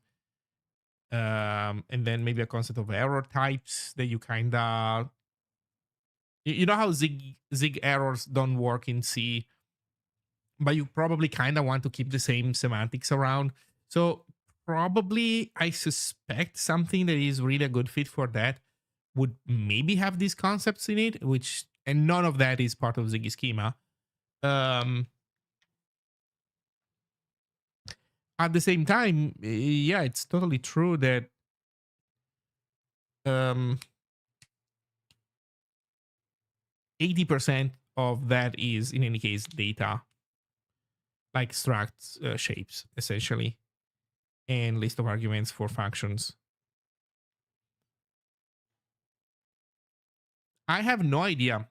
I'll try to think about it because that is, to be fair, a use case that was just completely not on my radar at all. So maybe there is something that could be done there. I would say don't hold your breath for that though. Let's work on the assumption that Ziggy is not for that.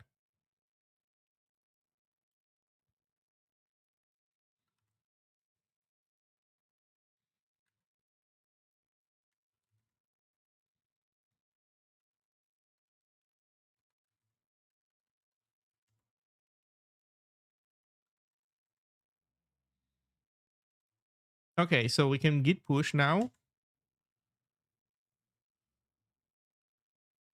Okay, so a lot of good work went up.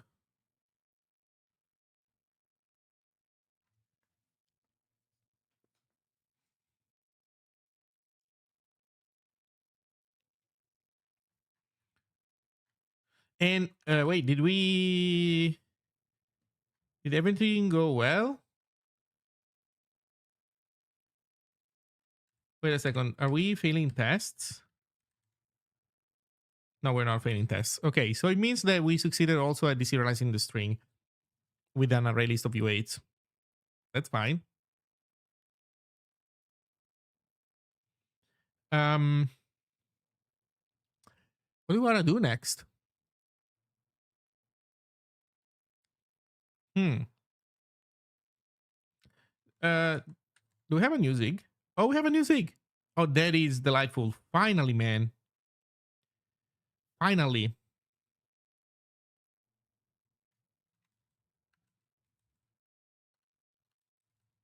Can we now start using this Zig?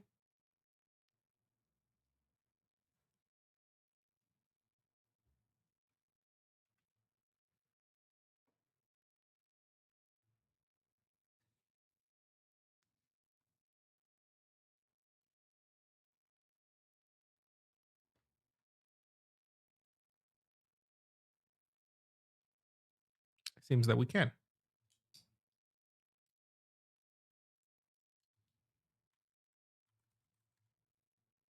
Okay, that's delightful.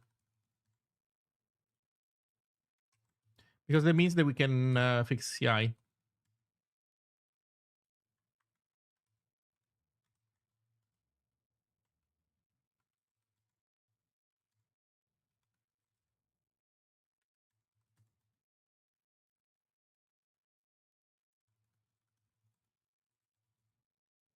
Okay, I've been with broken CI for a while now because I was using a version of Zig that was not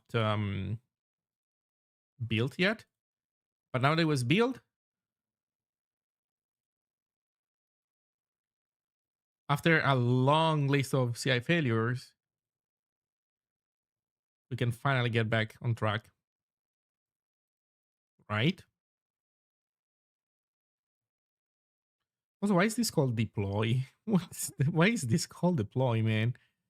It's not deploy, it's CI.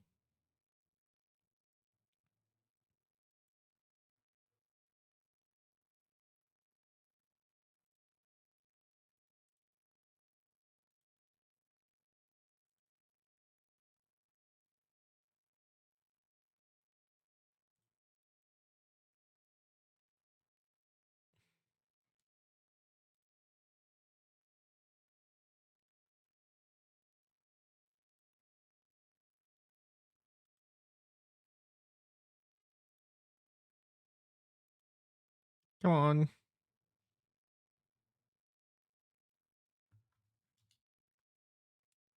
Okay, success. So, green CI, man, finally. Okay, the good news is that we can do the same also for all our other projects that keep having red CI, I think. So let's go to scripty. Can we zig build?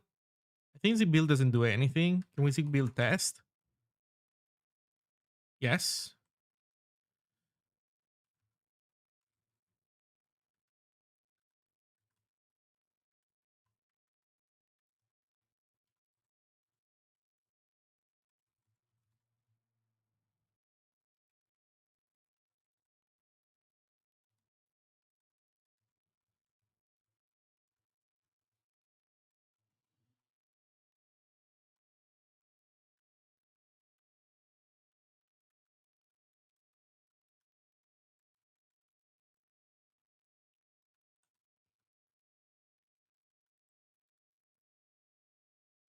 Uh,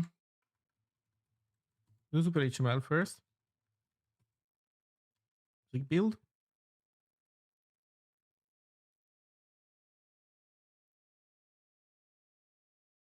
Hmm.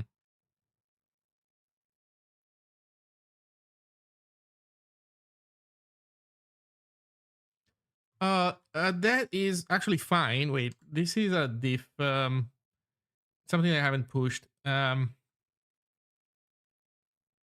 Right.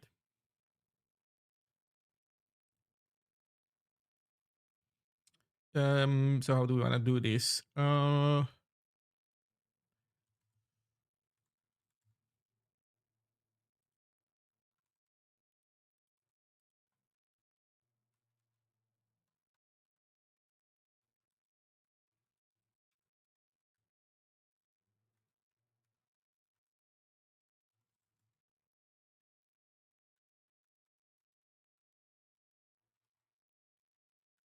Okay, is this good for building? No. Writer is not positional. Writer, I don't know, position. Oh god, what is the other writer? Oh, it's just writer. I keep forgetting. The positional writer is just writer. I keep forgetting. God damn it. Accepted optional type found a writer. Oh, that one is not even an optional. Okay, awesome. We should be good now. Never mind. Latest famous words. Manufacturer accepted one argument found two. Right.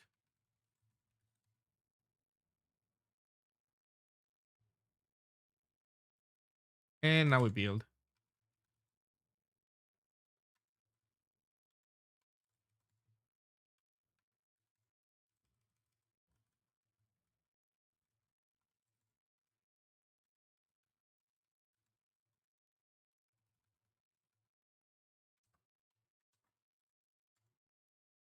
So Super HTML is okay now.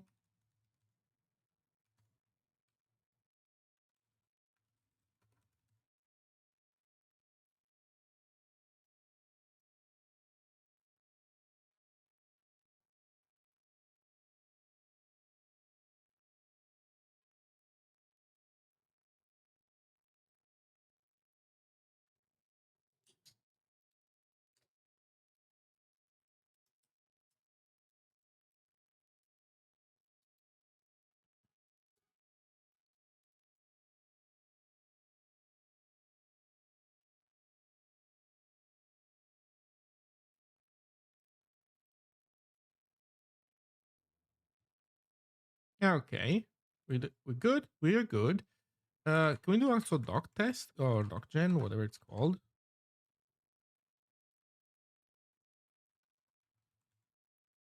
There's no doc gen in here. Okay, interesting. Okay, so let's update the zone file.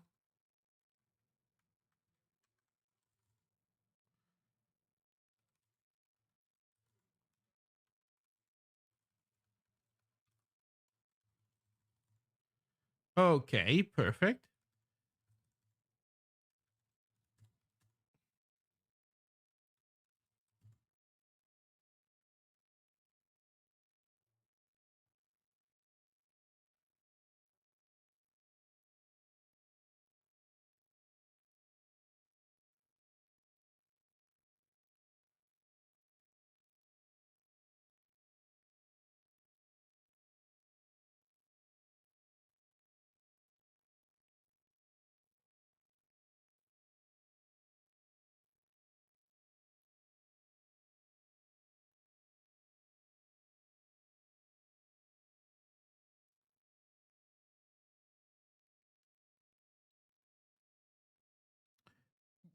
Why were we building two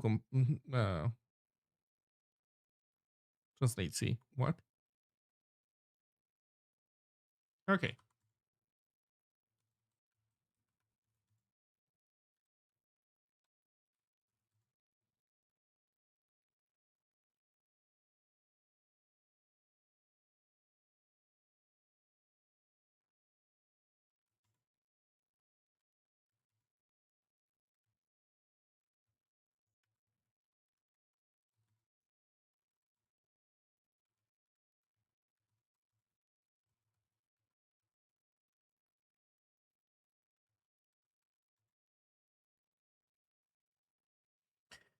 Okay, I was able to update all my webs, all my thingies. That is very nice. That is very, very, very, very nice. Okay, so to dos for Ziggy. Language server needs some love with autocompletion. Um,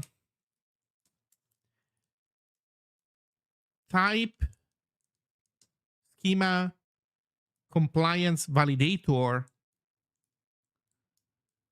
needs a ton of extra work. Once these two things are in place, we can try to increase fuzzing coverage a little bit. The schema checker cannot really easily be fuzzed, unfortunately. That one will have to rely on real life usage, and that's fine. But everything else can be fuzzed more. And most importantly, it can be fuzzed using a okay, there's a train honking real hard. But most importantly, it can be fuzzed using a Smith. Essentially, not just generating tokens completely, sorry, bytes completely at random, but generating good tokens so that we can stress parsers more and tokenizers less, because we stress our tokenizers already pretty well, and we can trust them. They're good.